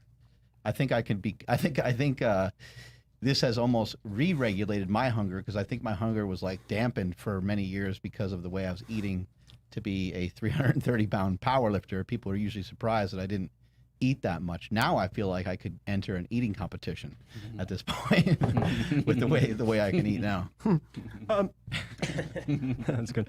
Yeah, what I would offer with that is like where my road has taken me, after 40 plus years of doing this stuff, is that I approach everything like mixed martial arts. Like all of these things are techniques, and I can use any one of them. The question is, when do I want to use it? That's all. Like let's say fasting is like calf kicks, okay? And the question is, well, hey, are calf kicks good? And the answer is like, yeah, they can be fantastic, but I wouldn't make my whole fight game based on calf kicks. I mean, you might win a fight, I don't know, but there's times when you might have to throw a punch, you might have to like grapple, you might have to go for an arm lock, and it's really more about like carnivore. Is that bad or is that good? No, it's a great tool. It's like that's like a overhand right. Is keto a great tool? Yeah, that's like a head kick. Okay, so when do you use these things? And it's like the answer is, this thing we're talking about is much more like a fight. It's much more like mixed martial arts than it is this. It's not a punching bag. It's like you can go to the punching bag and you just practice that Tyson body punch uppercut. You just practice that all the time. You're really good at that. Okay, but that's not what fights are like. Okay, fights go wherever they go, and you got to be prepared. So, that's the way I approach it. These things are all good. But like you can overdo calf kicks, so that's how I look at it. Yeah, and something also interesting with like fasting nowadays, and I don't know if you mentioned this to me over the phone or something recently, but like nowadays I'll still look at it like fasting, but I just had a protein shake with some like coffee, and there's some heavy cream with coffee, but I'm not gonna eat again until probably this evening. But even though that's calories, I'm still looking at as like a fast. You know what I mean? And technically I had calories, so a lot of people will be like, that's not fasting. But I don't necessarily need to, like, there are some days where I won't have something in the morning, but I'll have something like that, or I'll have a protein shake throughout the day. And the thing that happened with me over the years is just my hunger is not as voracious as it was, where if I would get hungry, I would have to fucking respond, or else my mood would I'd get annoyed or whatever. I'm not controlled by that anymore, but I can intermittently eat whenever I want and just be perfectly okay. It's like I have better signals of how much I should eat and when I should eat, and it's very auto-regulated. Like I don't count anymore, but it's very just intuitive. Yeah, let's talk about that for a second. That's okay. You hit on something pretty fascinating. So where I'm at now with this, and what I put in the book was that let's break fasting down, and why does fasting why does fasting work? Okay, so we start to break fasting down. We go, well, you get autophagy, you get ubiquination. So you get the breakdown of stuff that has to go in the trash, kind of keeps things clean. Okay, that's good. You get the signal pathways activated. You get the sirtuins activated. You get AMP-K activated. Okay, that's good. And you start to just break fasting down into its concomitant mechanisms. And you go, okay, well, can we activate those apart from fasting? And yeah, wow, wait, actually we can. So one of the best ways is through the gut. So we can manipulate the bacteria in the gut to produce bifidobacteria, to produce bacteria that really help those things, that help those pathways turn on, that help, and you just keep making your list, like HDAC inhibition. That just means that we're making better copies of DNA so we can make proteins. Okay, well, we can do that with bifidobacteria. In the gut, you can do it.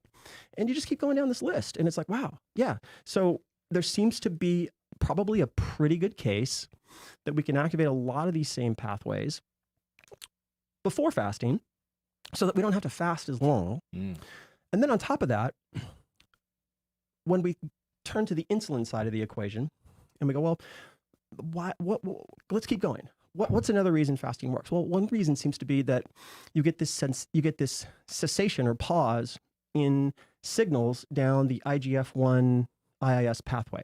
Okay, so when you look at glucose transport, and when you look at what gets turned on when cells bring glucose in, you have the metabolic pathway. Okay, and that sort of uses mTOR as kind of a throttle. So in the metabolic pathway, mTOR works like it works like the accelerator. It's like back off on the gas, or we need more gas. Okay. The other side of the equation is a pathway, the MAPK pathway, that controls progression of cell cycles. Okay. And so there's a theory on aging, the signal pathway theory, that has probably pretty good reason to believe that the more signals down that pathway, the faster you age. And if you just look at the signal pathways in bringing glucose in the cell, kind of makes a lot of sense. Makes a ton of sense. So fasting kind of turns that off, gives us a little break. Okay. The other thing is that fasting also helps replete Akkermansia. Okay. So Akkermansia is the other half of the commensal bacteria equation. It's the one we need to keep the gut lining working the way it should, and very difficult to feed through food. You can, but it's tough. But fasting repletes Akkermansia. So Akkermansia doesn't like dietary protein.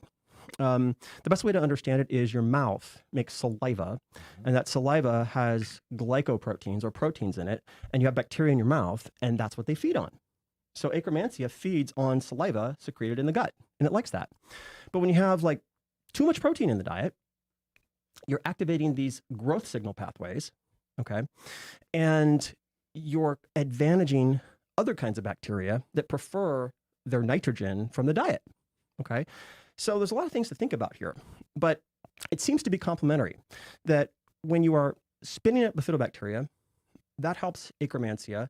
And if you do it before a fast, then you fast, you're spinning up Akkermansia, and you have this balance of things that you can make a really good case is optimal. Then the other side of the equation becomes, so when you're fasting, you're ceasing for the most part, the production of insulin. Okay.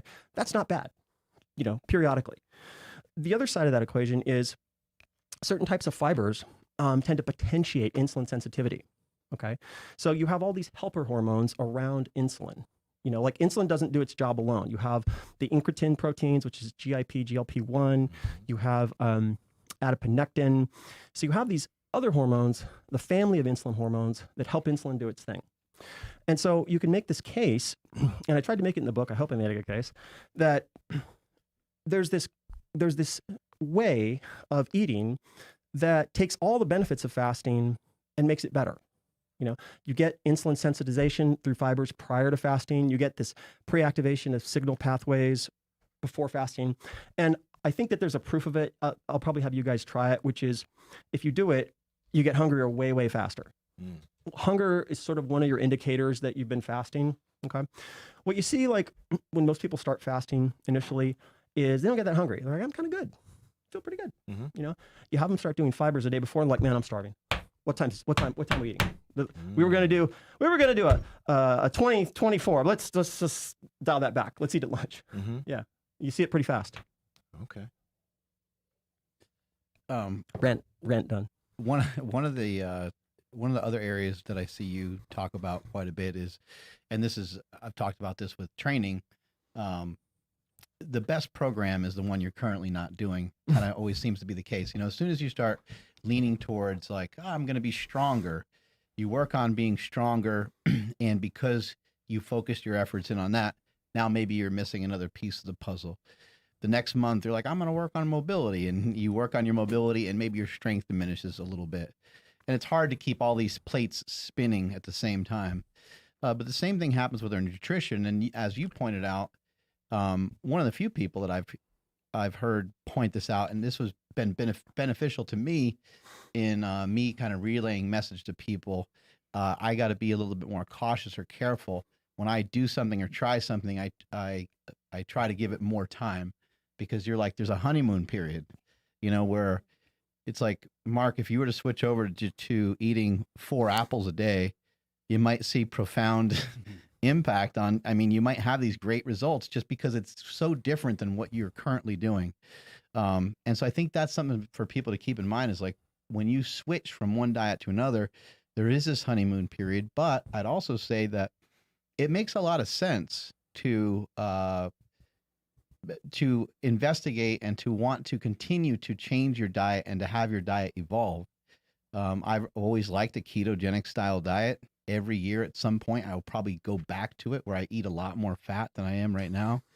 I also kind of like bodybuilding style diets where I eat, rice and potatoes and lower fat foods. but I like getting some different foods in there here and there. Why have you kind of chose that route yourself to kind of put that forward in terms of education of letting people know that it's probably a good idea to mix your diet up here and there? I think you could make a really good argument that seasonality and variability are sort of endemic to human history, that, we didn't have refrigerators for a long time. And as a result, I've actually gone and looked at, like, both locally where I live, going and looking at what the Indians ate, and then just through research looked at, what ancient populations ate. It's actually pretty varied, and a lot of it depends on the season. A lot of it depends on availability. So the rule of thumb is you're going to eat what's available. That's the rule of thumb. And sometimes what's available right in front of you is just berries and roots. Sometimes it's a water buffalo. Sometimes, it's a seal. I mean, it just depends on what's available. And then with that, there's the notion that seasons change, and with seasons, availability of things changes, and that you could probably make a really good case that based on the lat lines your ancestors lived at, there's even some advantages to changing it up during things like winter versus summer. You could probably make a really good case for that. It's not universal because there are genetic components of it, but generally speaking, I think that if you look at the latitudes that your ancestors lived at, you'll probably see, kind of like an inkling of what's best for you. Good example would be like in winter, your testosterone's a little higher. I think it makes a case during the winter for, certain populations to have more of certain types of foods, maybe more protein during winter. And you can make these cases, so. How about calories? Is that a thing where, like, Maybe in bulk? winter? Because, like, in winter, like, naturally I start to eat more food. Yeah. Like, my appetite gets higher in winter, and during the summer months, I don't necessarily feel like I eat as much. Yeah, it's like hot. You don't want to eat. Yeah. Right. I think that's natural. And I think there is a lot to that. I think that, again, it's seasonality, availability. I think that, all these things factor in. Like, at certain times of the year, you're going to eat less. Certain times of the year, you're going to eat more. You're going to eat more of different things. And I think those are good things. I think that when you eat the same thing all the time, just in my experience, what I've seen is you see a lot of autoimmune issues, you see allergies, you see stuff. So variability in the diet. And when I say balance, I talk about in the immunity code about balance, but I don't want to confuse that with the 4 food groups. That's not what it is. What it is that you can have your season. You can have your summer months of, I did keto during the summer, but during winter, there's a good idea to get a balance overall across time in the diet. Yeah. And calories, that's a whole podcast, but let's just say that, calories absolutely matter. I mean, you'd be an idiot to say that they don't. So yes, they absolutely matter, but they're not the only thing. Other things matter too. So, Do you think they're grossly miscalculated? Like, the calories outside your body seem to be quite different than what your body's actually registering and accounting for once it goes inside your body. Like, the way that I digest an orange might be different than the way that you digest an orange. But for purposes of like having some sort of valued measure, it's easier just to say, hey, it's got 4 calories per. Once we get into fiber and once we get into protein, like, shit just gets really complicated. And there's probably still a lot of stuff that we don't know. There's probably certain fats that don't get digested the same, and so forth. Yeah. So what you're speaking to is energy intake versus energy net or energy harvest from the diet. And they are 2 different things. The gut has a lot to do with that. So the bacteria in the gut have a lot to do with that. It's not just carbohydrate digestion either. It's also surface area of the gut. So certain bacteria like Akkermansia shrink the gut surface area. And so what you see is that, like, people with healthy populations of Akkermansia, they don't absorb the same amount of calories as people who have like dysbiotic bacteria. What you see in obesity is people with, like, let's call it the obese gut. They have an excess harvest of short chain fatty acids from the diet. So they're actually taking in more calories from bacterial fermentation. And so, yeah, there's other factors that absolutely affect that. 100%. You can't say that there aren't. What's the deal with sugar alcohols? Because now there's like a lot of keto stuff popping up, and we're seeing more and more products hit the market, and it will say keto friendly. It'll be circled in the thing, and then you look at the back of it, and it's like, it says it has 23 carbs, and you're like, I don't understand what's happening here. What are these sugar alcohols, and what are some of your opinions on them? Well, there's different ones. There's different, like xylitol, for example. Some of these in the research have been shown to benefit the gut. It's a mixed bag, and I think there's a lot of variability with individuals. There can be things like different density of receptors in the gut, glut receptors, different things. So I just think it's a mixed bag, and I think in small amounts they're fine. I think like anything else in excess, you probably don't want to do that. Do you think they literally don't register as calories? Like, because that's kind of, I think that's what they're professing, right? I don't know that anybody knows. Right. I don't know. I don't know the answer to that. I think that it depends on a lot of factors, I think. So I don't really know. Earlier in the episode, we didn't actually get into what you did or what you started taking, but you mentioned that your testosterone hit a wall. Mm-hmm. Now, we didn't go into, okay, so what are you doing as far as like maybe supplementation or anything to help with that? And also, I mean, just like what are you doing, but then what would you suggest to any man that's listening? Yeah. Things that they could take. I've started recently just taking Fidosia and Tonkat just to see what it does. What would you suggest? Yeah, I have a different take on that probably from a lot of people. So I'm holding off on like the TRT and steroids and all that stuff. Like I'm shooting for about 60. I want to see how much mileage I can get out of just, without that, for the reason that I think that the body's got a window of use of that stuff of about 30 years. And I'd like to make a really clean 90, Mm-hmm. So I'm just trying to kind of get by right now. And I was doing really good for a number of years, just kind of with a routine I had, which wasn't too much really. Doing really well. And then I'm going to be 57 in a month, and I really hit a wall about 3 months ago where like, oh, is this what it's like? And I've always been of the opinion, like people ask me questions about what should you do at this point in time, and my answer is like, I don't know until I get there. I won't know. And so like I kind of got to one of those points. And I definitely noticed like just my energy dropped. I wasn't sleeping well, and it took me a couple months. I finally fixed it. And the answer was I threw everything at it. So to go down that checkbox list of boxes on the T side, so kind of all your standard stuff, ZMA, high vitamin D. So fenugreek, testofen works really well, but it aromatizes like crazy on me, so I can't take that stuff. I thought that would lower your estrogen, or no? Well, it increases prolactin, and so it doesn't work for me. So I can't take that stuff. Then long jack, ton of long jack, like 3 grams. Whoa. Of long jack. Yeah. Gee. Okay. Yeah, ton of that. And long jack, for people that know, is Tonkat Ali. Same thing. Yeah. Okay. Yeah. Tonkat Ali, and then mixing in a high-fat meal 3 times a week at bedtime, like a really high-fat meal. Okay. Yeah, to help testosterone synthesis during the night. And then some DHEA. And then I just recently tried Turkesterone. Okay. That's been going super popular recently. I know nothing about Turkesterone, but what's the big deal with it? Well, is it just a supplement? Well, back in the mid 2000s, it's a supplement. Back in the mid 2000s, ectosterone was like this plant sterol that kind of blew up. Like, what's his name? Vince. Gosh, I don't mean to do him a disservice. Really cool guy. Worked at Quest. Blanking. Sorry, Vince, if you're watching. His name will pop up later. Yeah, it'll come up. Yeah, it'll come up. He had a supplement line that was really good, and they had a tea product that had ectosterone in it. It worked pretty well. So it's a cousin of ectosterone. It's a plant sterol. Mm-hmm. That works pretty well. But I think it works pretty well in combination with all these other things.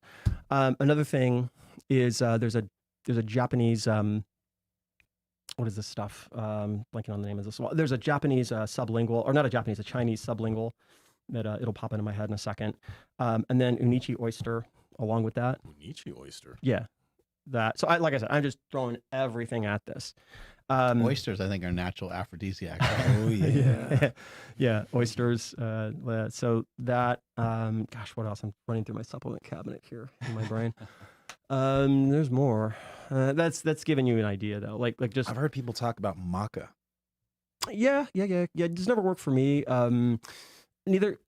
Ashwagandha has never really worked for me either. Yeah, people went crazy with that too. Yeah. Recently. Okay. So. But that's kind of like your yeah. So I feel like I've corrected it now.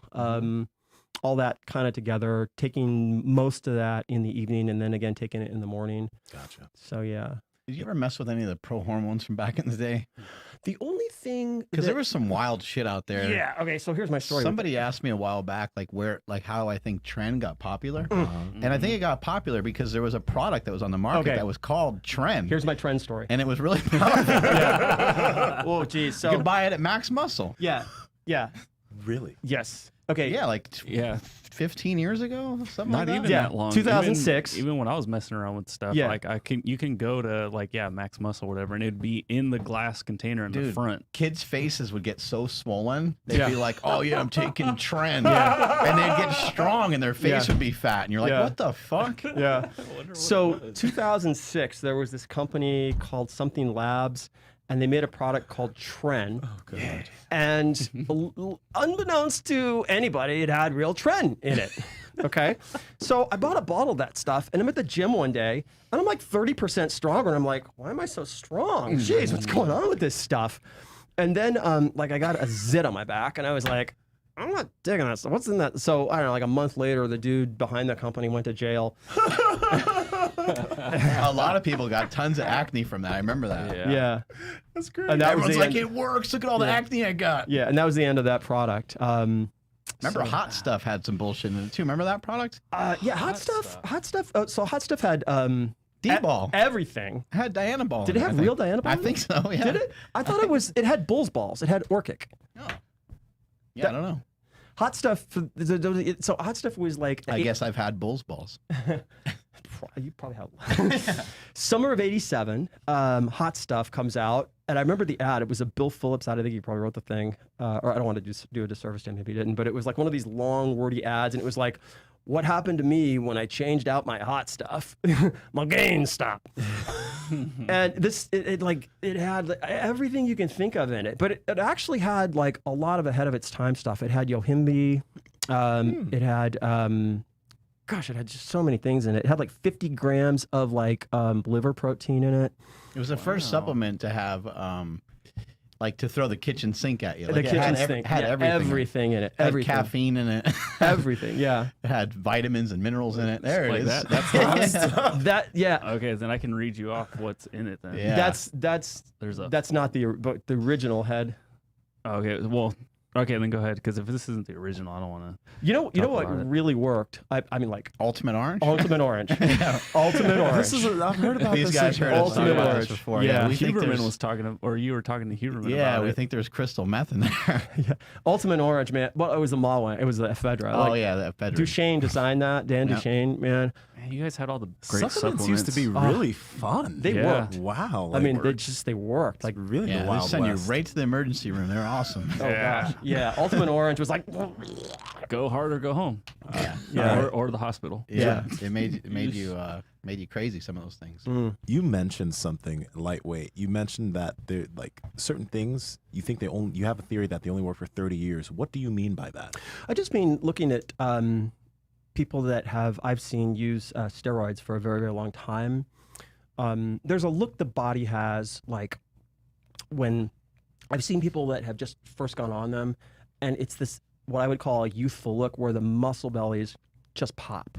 And they just pop in this very inflated kind of way. And I've seen people like in their late 60s that have never done anything, and then they go on steroids, and they get that incredibly youthful look in the body. They just, muscle bellies are full, everything pops. And then I've seen people who've done them for very, very long periods, and it doesn't look the same. Like they get these really big forearms, but really kind of weird estrogeny traps, and don't seem to. So there seems to be something with that. Maybe it's receptor attenuation. I don't know. And it's just, I don't have any proof of that. It's just kind of what I've observed. Okay. I might be wrong, but that's just, so for me, I'm just kind of tracking with what makes sense to me. I have definitely noticed something similar, and I think that it might have more to do with injuries than maybe anything else, because a lot of these guys are just like, That's a good point.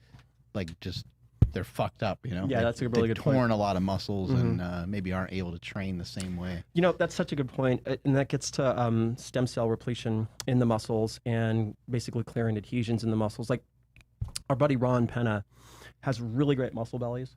Ron has like fantastically full muscle bellies, and I used to think he was on stuff, but now I'm more convinced that he gets a lot of body work, and that body work gets those adhesions out of the muscles. Wow. Yeah.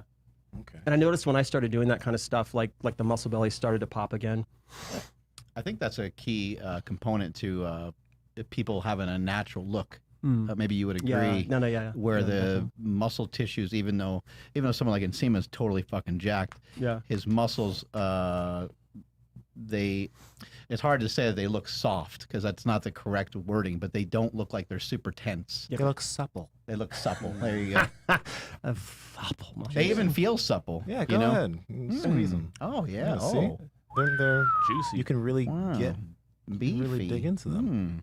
Yeah, it's different than molesting Stan Efferding. Different feel, huh?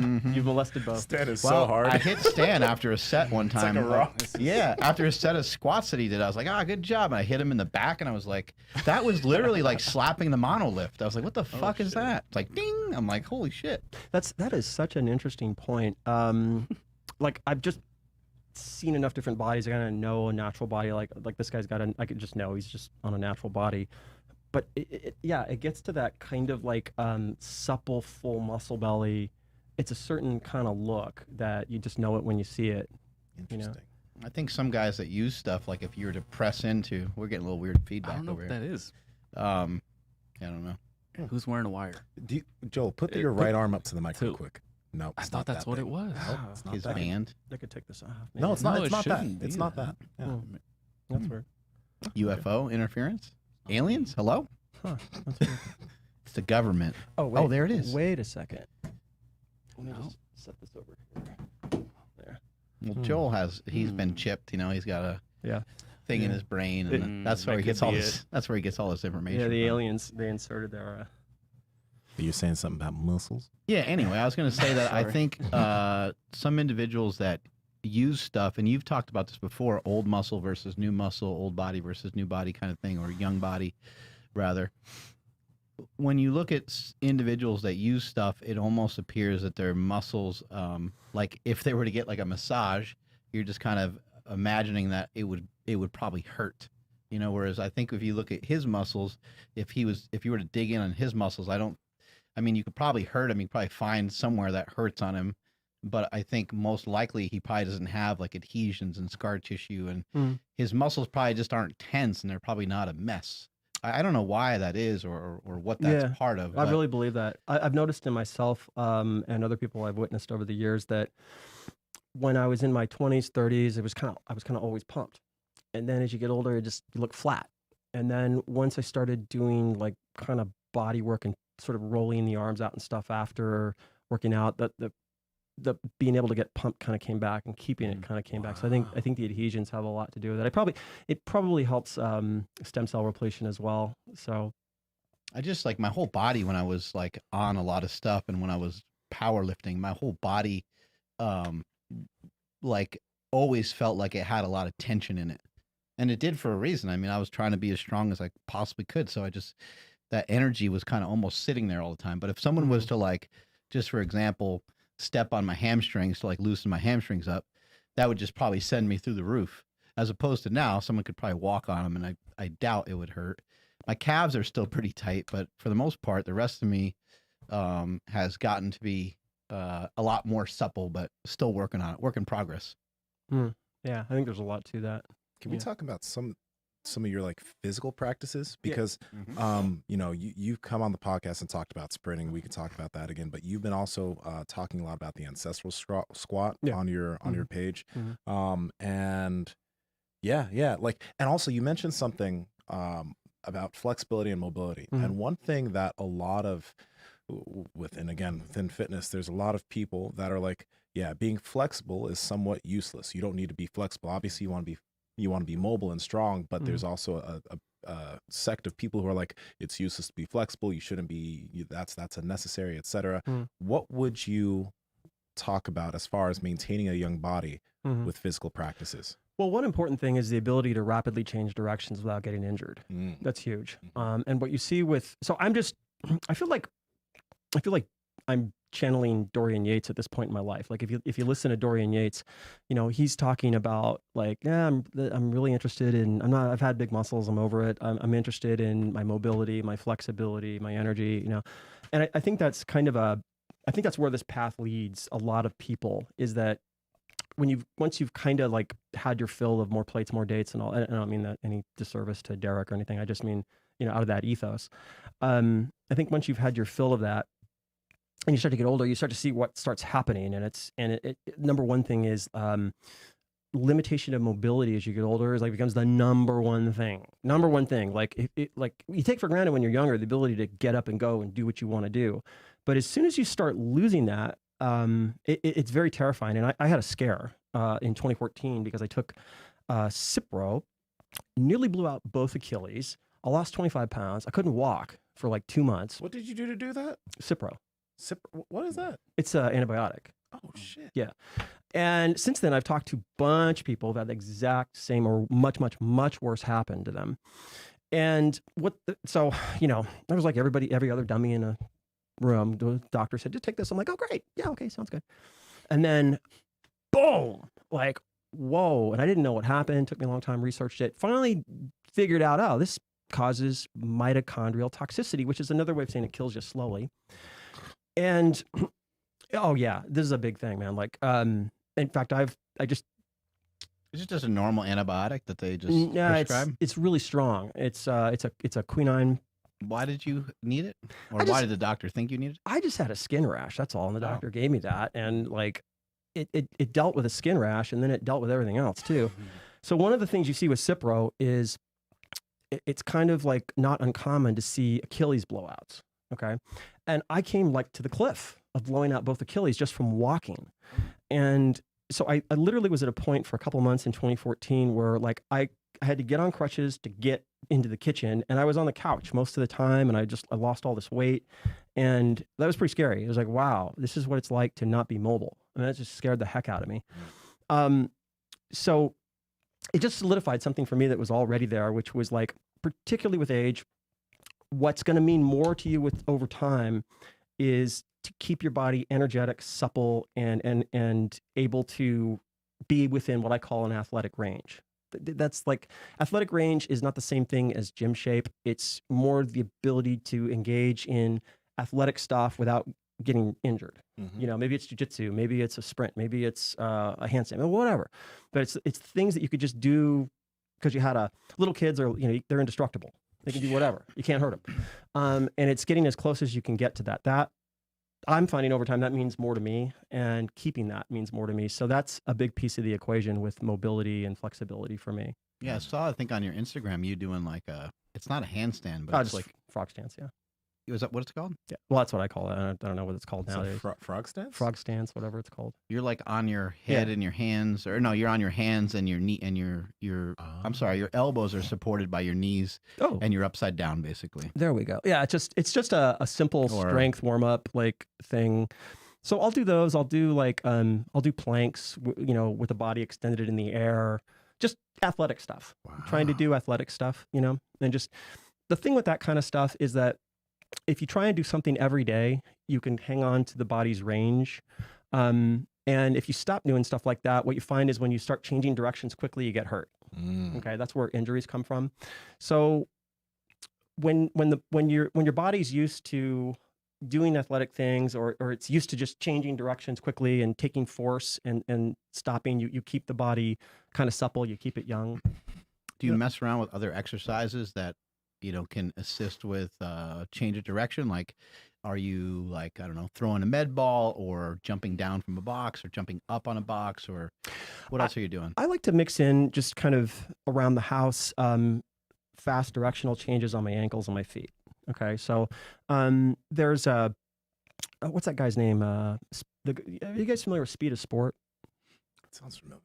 He trains a lot of MMA guys. He trains Dos Anjos. He trains probably a lot of other guys. Well, his whole thing is that as you age, one of the things you lose is the ability to produce power through the feet, directional changes and power through the feet. And when you were young, you had the ability to produce tremendous power through the feet, okay, and take tremendous directional changes through the feet. And what happens as you get older is the feet get weak. Yes. Let's talk about this. Yes. The feet get weak. And I didn't know this. I never thought about it until I heard him talk about it. And then, I just thought back to my sprinting days, and I was like, yeah, man, I used to like really put a lot of power through my feet. And so I've made it a point over the last few years to just work on power through the feet and directional changes through the feet, just by, just stupid little things that I do. Bouncing around like you're like boxing almost type thing. Kind of stuff like that. Yeah. And it's particularly with age, you're always seeing like ankle rolls and all this stuff. So the feet get weak. Yeah, people even do it when they walk. Sometimes people walk and then they hurt their ankle because they're like kind of stumble on a curb or something. And if it happens to you when you're 20, you're probably totally fine. But if it happens to you when you're 65 or something like that, that could be the thing that sidelines you, that ends up leading to all kinds of crap. About to do something that's never been done. What is this? It's that speed of sport guy. Yeah. Look at that. So there you go. This is all stuff to train power through the feet. Nick Curzon. You ought to have him on the podcast. I already follow him. Yeah. Andrew.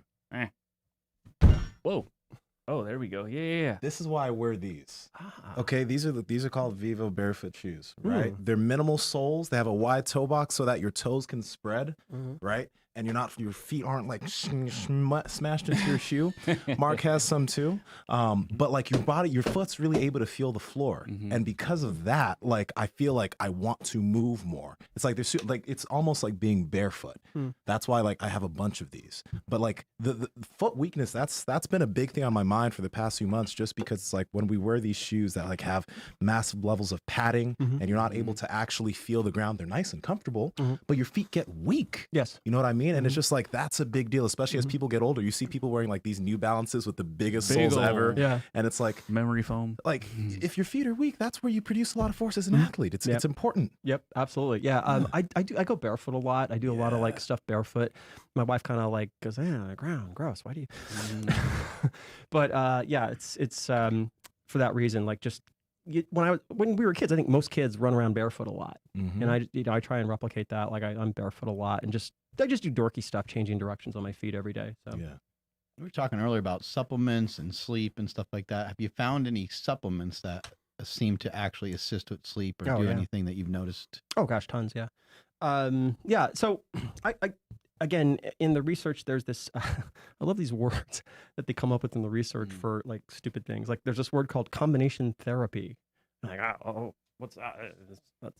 All it means is the kitchen sink. All it means is just throwing everything at the problem. And in my experience, I talk a lot about this in the immunity code, that there's almost never like the Rosetta Stone panacea, like one silver bullet kills all. There's never that. But what is very realistic is a 5% improvement from one thing, and then about 10 things that give you a 5% improvement. And then you get a real lift. You can see measurable changes. So with respect to sleep, like for me, the last few months in correcting that, I just threw everything at it, So in that list would be both CBD and CBN. CBN? Yeah. So CBD helps with sleep onset. CBN helps with sleep duration. Okay. It's in the family of, those endocannabinoid receptor stimulators. Does the CBD have THC in it? Or no. Actually, gosh, your brother would probably know about Sometimes it has tiny amounts and some, Dosages? I kind of tend to do a lot on that. So they come in these little bottle droppers, and it says just do one dropper. I'll do like 3 of whatever the bottle droppers are. So, naturally. Yeah. But so CBN it's a cousin of CBD, and I've noticed it definitely helps with middle of the night, like that 2 a.m. waking thing definitely helps with that. And then along with that, for me, mega dosing oleamide. So I'll do like 1.5 grams of oleamide. Oleamide? Yeah. What is that? So it's another endocannabinoid antagonist. It's kind of in that family, but oleamide seems to really help with sleep induction, helps with quality of sleep. And then along with that, I will do, I tell you what just flat out works is lavender on the soles of the feet and then on the forearms. Oh, yeah. Okay. Really works. And just, you just go down the checkbox. One thing that really helps a lot. I'm just curious about lavender, though. Yeah. I don't remember his name, but somebody had mentioned that it can suppress testosterone or elevate your estrogen levels or something like that. And just because somebody mentioned it, I've gotten all the lavender away from my son. Like we threw it all out of the house. Yeah. But that's why I was just curious about that. If there's any, I haven't concern? studied that, so I don't have an answer for that one Okay. thing. I know that it does help with sleep, and anything that helps It with sleep. definitely does. We had this like combination of essential oils for him. Mhm. He could be freaking out, and then we'd have a little combo of things, and he would rub it on his feet. Mhm. It's like, dude, totally different baby. But then I looked, and I'm like, lavender, get it out of here. Just because I don't know, but just in case, I don't want to mess with anything of his as far as his development. I wonder though, like even so, like yeah, because I know what you're talking about the lavender stuff, but when it comes to sleep, Mhm. if lavender Which one's can, more beneficial? especially if lavender, let's say it does do a little bit of testosterone suppression, but during Mhm. sleep, we have all these other things going on. What if it's massively actually it's Yeah. just great for your sleep and you get all this recovery, Mhm. and it's not gonna like it's not you're not gonna have those effects all day long. Yeah, and also what about like That the makes a lot of sense. what Yeah, it about does. the effects of like alcohol? Like some people are like, man, if I have a drink, it actually helps relax me. It helps me sleep. And then the science kind of says different, but people's empirical evidence, I think, means something. Sometimes people will say, yeah, I'd like to smoke some pot and I know it a helps. lot of people do that. It helps chill me out and it helps, and then again, there's some research, but who knows how the research is being done. Mhm. Whenever I'm very resistant to research a lot of times because I will a lot of times say, well, that ain't me. Like the research that they do on people, I think is usually not done on people that are maybe as active as me. So maybe I'm foolish in saying that, thinking that I get a pass from that, but I'm usually like, well, I don't know. Like even I was going back and forth with Stan Efferding more recently about, running and trying to maintain size and this and that. And I was like, I'm just going to see for myself. You know what I mean? Like we can go back and forth on this all day, but I ain't like those other people that you're talking about. And I want to see what I'm actually able to do. And if I lose a little muscle mass, I don't care. And I'm not, I can admit it. But what do you think, in terms of somebody getting to sleep and maybe not making it a huge habit, but having a little bit of alcohol or smoking some weed or something like that? Just anecdotally speaking, people that I know that smoke weed prior to sleep, like sometimes it's the thing that helps them. It's the thing, like nothing else worked and then that worked. I have a couple friends I'm thinking of like that they just like to get to sleep. I have a friend who's an attorney, has a really stressful job. And for a while that was the only thing working for him. He was, you hear this thing nowadays of like people waking up like at 2:30 and they're just pegged, adrenaline pegged from 2 to 4 a.m. Sorry, which is a thing. It's a lack of clearing cortisol and all that, and that's the thing that helped him. And then, yeah. So I think that alcohol is another animal. I just don't like it at all anymore, just because I found the negatives far outweigh the positives. But definitely helps you get to sleep. I found most people it wakes them up in the middle of the night, so it helps sleep onset. It's terrible for sleep duration. But it's great for thermogenesis while you're sleeping, which in college we called the sweats. So there's that. Yeah. So, yeah. Help with some fat burning, as I did the bottle of wine a day. So how'd that work out for you? Great. Yeah. Yeah, It was yeah. it was actually awesome. Was it a ketogenic wine? Was it a dry form wine? Yeah, it was there's Dry form wine. a company that sources wines that have less sugar. It's called Dry Farm Wines, and they had a lot of great tasting wines. And so just crank through a bottle a day. It was actually kind of it was interesting because day one was kind of fun, and then you get like 2-3 days into it, and you're like, this is kind of weird. And then trying to figure out how to manage my day, and I don't want to be drinking and driving and things like that. That got to be weird. So Tesla. I was like, Tesla, yeah. But I saw somebody had an accident on TV, and they were drunk driving and trying to have their Tesla on autopilot. Oh my gosh. Wow. Autopilot. But I think they were like, Really hammered. I think they were pretty hammered. Yeah. So before we hop off here, we have to announce this because it's about that time to announce this. But Joel has been helping me with some supplements, and we have a product that is on the way, if it's okay. Yeah. for me to say Oh it. my gosh. Yeah.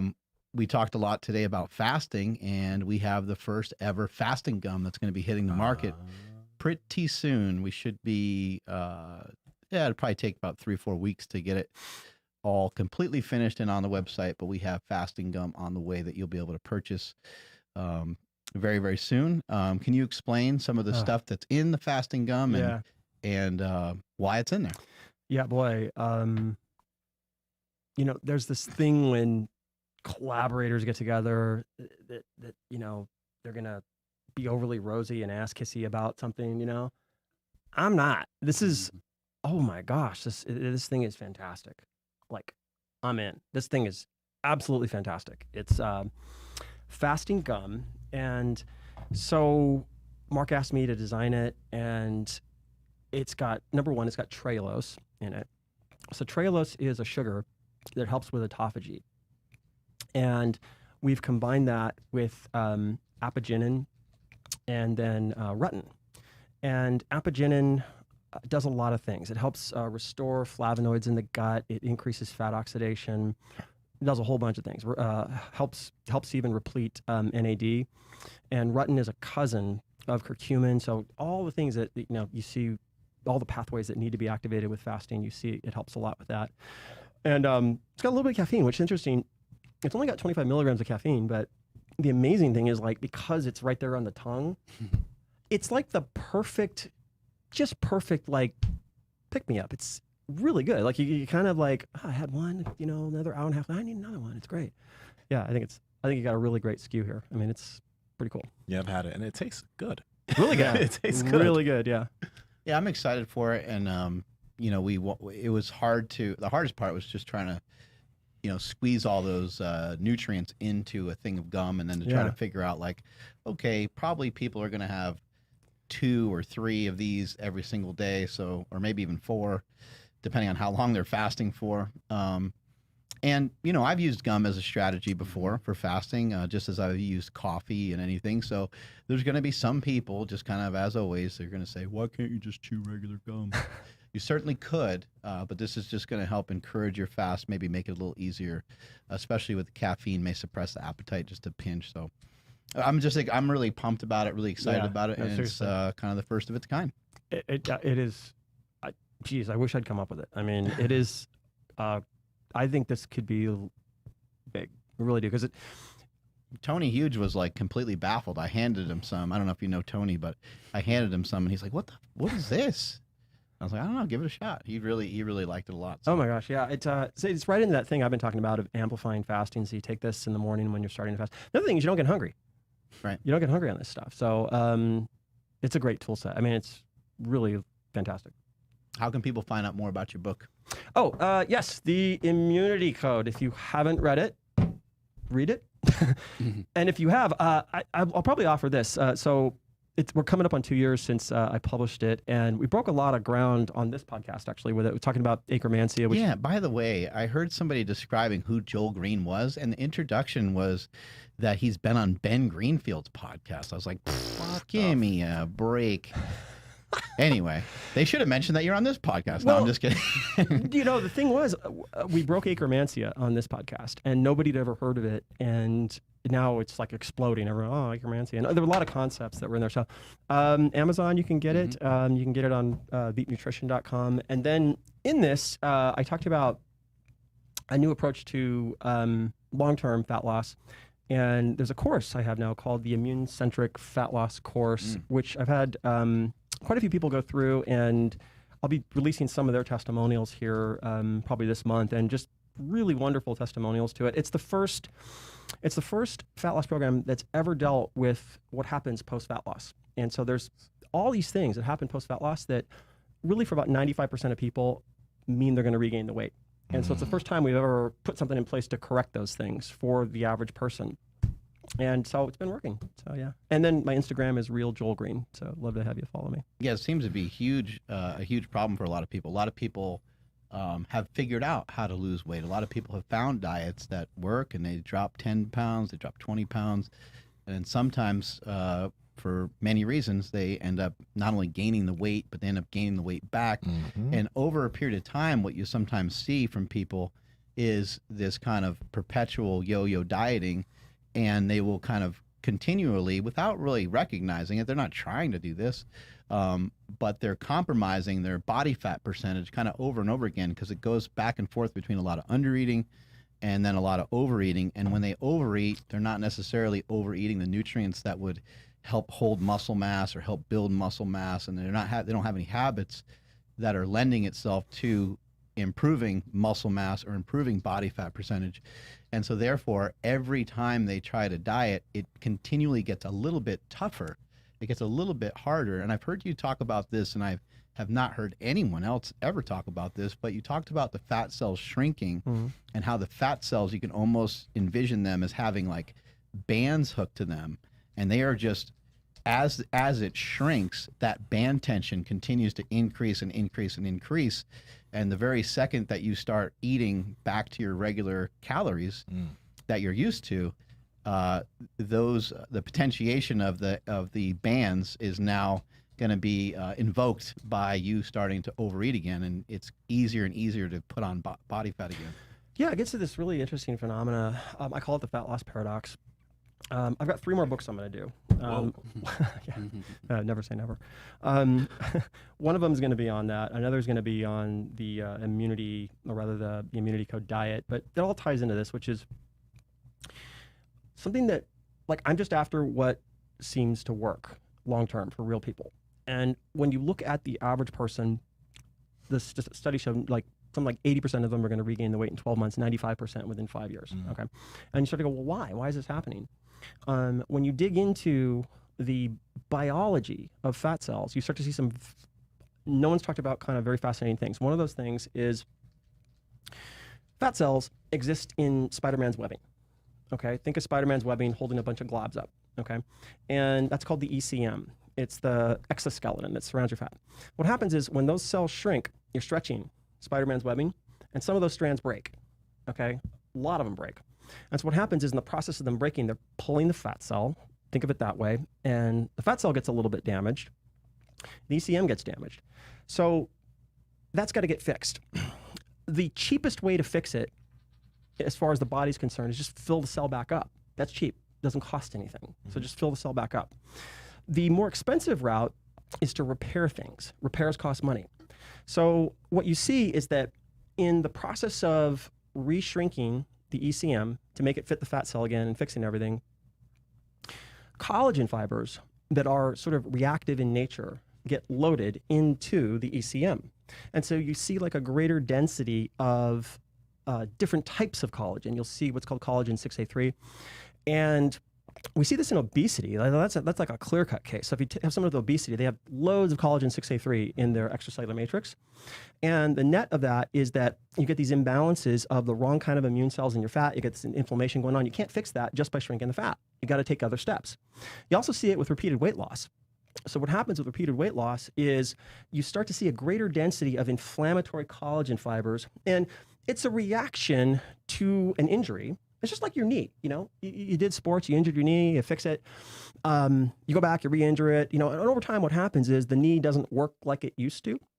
You see something very similar with body fat. You start to see a stiffening of the ECM. You start to see inflammatory signals in your body fat over time. And so that nets out into this phenomena of like, yeah, you know, it's getting really hard to drop body fat. It used to be easier. You know, what's going on? Well, yeah, part of that absolutely is metabolic issues and things like that. But there are unaccounted for things that are just now being recognized that I went to like a lot of length in the immunity code to kind of lay those out. You have genetic issues. So you have genes that are very specific. They don't happen in everybody. So you'll always have outliers. You'll have, you know, this person, it didn't work for me. But one thing that's never really been talked about is the first timer phenomenon.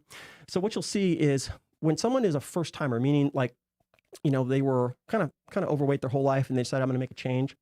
And I've talked to doctors about this and everybody says the same thing. It's like, oh man, I salivate when one of those comes in because that is your easiest win. Like they don't have this history of weight cycling. So that's the one where you can do the big before after pictures and go, look, blah, blah, and they have the highest likelihood of it sticking. Okay. And that's because they don't have this history of shrinking and expanding the adipose mass. But what you see most often is you see all of these mechanisms post-fat loss that start to kick in. And now, this last year, science finally starting to recognize it. There was a conference held on what's called the weight-reduced state, which is all this stuff I'm talking about here. And they're still kind of in the infancy of that. They're not really talking about like the specific proteins and genes and collagen fibers and all that we need to correct. But if you study this, what you come to is like, wow, there's this massive missing piece of the equation. It's more important than the fat loss piece. The fat loss piece is hard, like really hard. Very often to get people to drop body fat. The harder part is getting them stable in that first year. Okay. And so there's a period of about 4 months to a year where you have all these things going on that are unique to that stage. You have these genes activated, you have these collagen fibers being made, you have hormones, you have adiponectin, you have leptin, you have all this stuff going on. You have what's called the energy gap. And all these things at once are like odds. You have on one side of the equation the things against you, and then the other side the things for you. And for most people, it's like this. Now, you'll hear kind of in the fitness landscape things that are sort of, no, that's BS because you just got to do X, Y, and Z. Well, if you think about it ancestrally speaking, when our ancestors were starving, okay, and they got game, what did they do after they got game? They had to go back out and hunt again. Okay, so they had to go expend a bunch of energy to go and get more food. Well, in this modern ecosystem, if you're not in the fitness ecosystem, you don't do that post-diet. Most people just, I got busy and I had to do this, I had to do that. So they're not replicating going back out and hunting. Yeah. So they're not making up for what our ancestors used to do. And so that kind of skews our view of things a little bit. But if you just think about the average person in the average, working their 9-to-5 job, they go on a diet, they lose some weight, blah, blah, blah. And then all these mechanisms kick in that nobody's really talked about, that are totally uncompensated for. And then they get into chronic weight cycling. Yeah. That's the problem. Because once you see with chronic weight cycling, number one, you have probably a higher risk of all-cause mortality. And then you see long-term diminishing returns. It gets very, very hard to drop weight over time. And that I see that all the time. I see people, I did this program, I did that program in the 90s, then I did this, then I did that. And gosh, I just can't lose weight anymore. I was lean. I was so ripped. Look at my pictures. So, yeah. What's the deal with Jello? You have mentioned before waking up more jacked after having Jello, and then Ron Penna was like, "I noticed that too. What's the deal with Jello? Is this any Jello? Like Jello you get from the store?" By the way, Jello was what turned Ron on me. Ron was like, I wasn't sure if you were full of crap all those years, but I think you might be onto something. What? So yeah. Glycine, what's in Jello, it's beneficial in a lot of different ways. It's great for the gut. It's really good for stimulating adiponectin. So there's a little test you can do, which is taking Jello at bedtime. And I've more than often than not heard people who do it. I've done it and just, a little bit leaner when I woke up. I could tell, and so it's glycine. Glycine in decent doses, doing that at bedtime, you get better insulin sensitivity. You get a bunch of things. Glucogenic kind of, right? Even though it's a protein source or amino acid source. It just helps. It helps the helper hormones around insulin. So it helps adiponectin, which helps insulin sensitivity. So yeah. Very cool. I have a question, and this is a selfish one because we kind of touched on it, but can you talk to people about the benefits of the ancestral squat and why you do it as often as you potentially do it? Yeah, you poop better for one thing. There we go. There we go. Yeah. It's funny. When I was writing the book in 2017, 2018, I was doing these seminars to proof the ideas that worked and the ones that didn't work. And the first thing I would do is have everybody get in a circle. We get all ancestral and we squat down. And then I had this little speech where I was like, for thousands of years, humans got in circles and talked. Yeah. The only thing that was missing was drums and a fire. It would have been great. But, so when you look at little kids, when you look at communities, ancestral communities, many times a day, people get into a squat. When they go to the bathroom, when they're just kids are playing in the dirt. And there's a number of benefits that seem to be connected to that. You could probably speak to it better than I could because you're far more down that road than I am, but just cursory, it helps the muscles in the colon, helps them to kind of align properly so you poop better. It helps strengthen the joints and the ligaments and all that stuff. And it's to me, it's part of keeping the body young. Is just daily kind of at bedtime. I do yoga flows at bedtime, and then I always I do 2 to 4, and I kind of finish in the squat before I go to palms to the ground, and I just kind of finish in the squat for 10 to 30 seconds, whatever. How long does yoga stuff take before you go to bed? It's like brushing your teeth, probably a few minutes, not too bad. I think that you need every day. So, we've talked about how often do you get to the gym, me, and I love to get in more. I just, I've been kind of making, the only thing I can guarantee is Saturdays, but every day you have to do something. That's the key. And so no matter what, if I miss everything else, I never miss those bedtime yoga flows, no matter what, ever. So what's the deal with these tangerines that you've been talking about? Oh my gosh. Yeah. Tangerine. Yeah. Tangerine is so there it is. Yeah. Tangerine. It's I guess you can call it a supplement. It's a flavone. It's something that you find in citrus peels.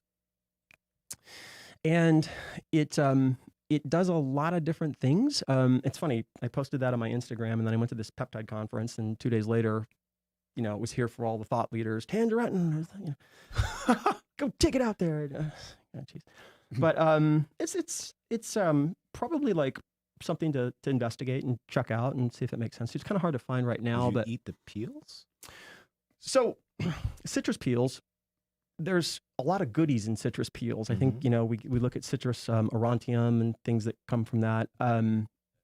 Tangerine is a compound in citrus peels, but there's a supplement called Centriol, and Life Extension has a bunch of others have it. And it really helps with cholesterol and probably helps with some other stuff. So it's, you can research it and see if it makes sense to you. Guys, you got to go to, if you're listening right now, go to Joel's page and follow him, because there's so much info in every single post. It's like you will learn a lot. So go follow right now if you haven't already. Links in the description as well as podcast show notes. Joel Greene. Learn anything cool or weird at the peptide conference that could help make us more mutants than we already are? Plasmalogens. Of course. Plasmalogens, yeah. Plasmalogens, they are phospholipids. So they are these fats that, phospholipids are just fats that are present in cell membranes. And I heard a really fascinating talk on plasmalogens that really correlates to the lack of them being the thing with Alzheimer's and cognitive decline. So, I saw some amazing graphs and some correlates between early death, lack of plasmalogens, Alzheimer's and lack of plasmalogens, and I was sold by the graph. I was like, okay, I need these. I learned of them a few years ago, and there wasn't really a great way to get them. And now there's some supplements that have them, but they're kind of pricey. But I think we'll see them blowing up here. Any type of habits? I know I've asked you that out there, but any type of habits to preserve the plasmalogens that you currently have, like daily habits, things that might help with that. Well, that gets under. So there's an umbrella that used to kind of be the thing, and that was phosphatidylcholine or choline and its sort of cousins, having that in the diet to keep cell membranes doing its thing, so lecithin and things like that. And it's I think over the years it's been supplanted by so many other things. It's kind of like going to the natural product show and there's a billion products and you're like, they're all essential. Which one? So I just think that comes back to keeping cell membranes supple and keeping them injury-free over time is one of the most important pieces of the equation. And under the umbrella of cholines and phosphatidylcholines and all the derivatives of that, there's a really good case to have that as part of what you do, whether it's in the form of lecithin or you can go more advanced. And there's a lot of products out there that help with that. That you could look at. Plasmalogens are kind of the latest, but yeah, they got me sold on it. So keeping cell membranes supple. Big idea on things to do for that. We've probably already talked about some stuff like that, but omega fats are kind of the big thing for that. So you just you need them in the diet. The main thing with the omega fats is that you got to have some antioxidant when you're taking them, because you can get too much oxidation of these phospholipids in the serum, and then that's works the reverse. So you see with sanitarians, very long-lived people, you see they're very good at negating the oxidation of these types of fats in their serum. So mainly it's just the simple thing is just take some antioxidants when you're taking them. Vitamin C, emergency, something. Cool. Yeah. Learn something new there. Yeah. What are a couple maybe take homes people can have from this show? I want people to understand that even though even though you use a lot of words that people may be unfamiliar with, your immunity code book breaks things down really, really well and is very concise, and anyone can read it. And you go over the jargon, you go over the science, and then it kind of says key points, and that's what that's what I refer to, because I'm like, I don't know about reading this whole book, but I keep looking at the key points, and then I'll go back and I'll kind of read some of the stuff you wrote, and it makes it easier for me to understand and digest. But I know, like, one of your key points and one of the things you talk about a lot is kind of organization of food and thinking of your food, and maybe thinking about what you've eaten previously, what you're about to eat, and what you're going to eat later. And you have had me try this before, and it actually was really effective. And we've talked about this on this show before, but the second meal effect, where you were saying, hey, maybe have a protein shake and like half an avocado, or a protein shake and some extra virgin olive oil before you have your meal when you're coming off of a fast, and it could help regulate your glucose levels a little bit better, things of that nature. So what are some good take homes like that people can kind of implement or practice when they get done listening to this show? Probably the simplest is the preload meal. So the preload meal is a little tiny meal prior to your lunch or your dinner. And so think of it this way. What's really common, particularly if you have weight issues, is that number one, you chew too fast. And number two, you don't get full fast enough. So what happens is you eat your meal and you're like, I'm not full, so I'm going to go eat some more. And then, so that is one of the greatest offenders of excess calories, is you don't feel full fast enough. So a hack or a way to trick body is that you take what's called a preload meal. So you take a small meal prior to that bigger meal. And under the aegis of preload meals, there's a lot of different functions, a lot of different ways you can do this. But one that's very effective if the goal is satiety is like a small fat meal. So that could be like an egg or a tablespoon of peanut butter. What happens is it gets in the gut, activates those satiety signals. It takes about 20 minutes. And then by the time you get in that main meal, so you're plowing through that main meal, and then the satiety signals start to hit earlier. And so the net is you took in a little more calories prior to the meal, but you ate a whole hell of a lot less at the meal. You remember when we were like we still do this, but eating eggs as so I still do this, and I didn't realize that might be a thing that's going on. But Costco has boiled eggs that are already pre-made, yeah. And I also got this egg maker from Amazon that's really dope.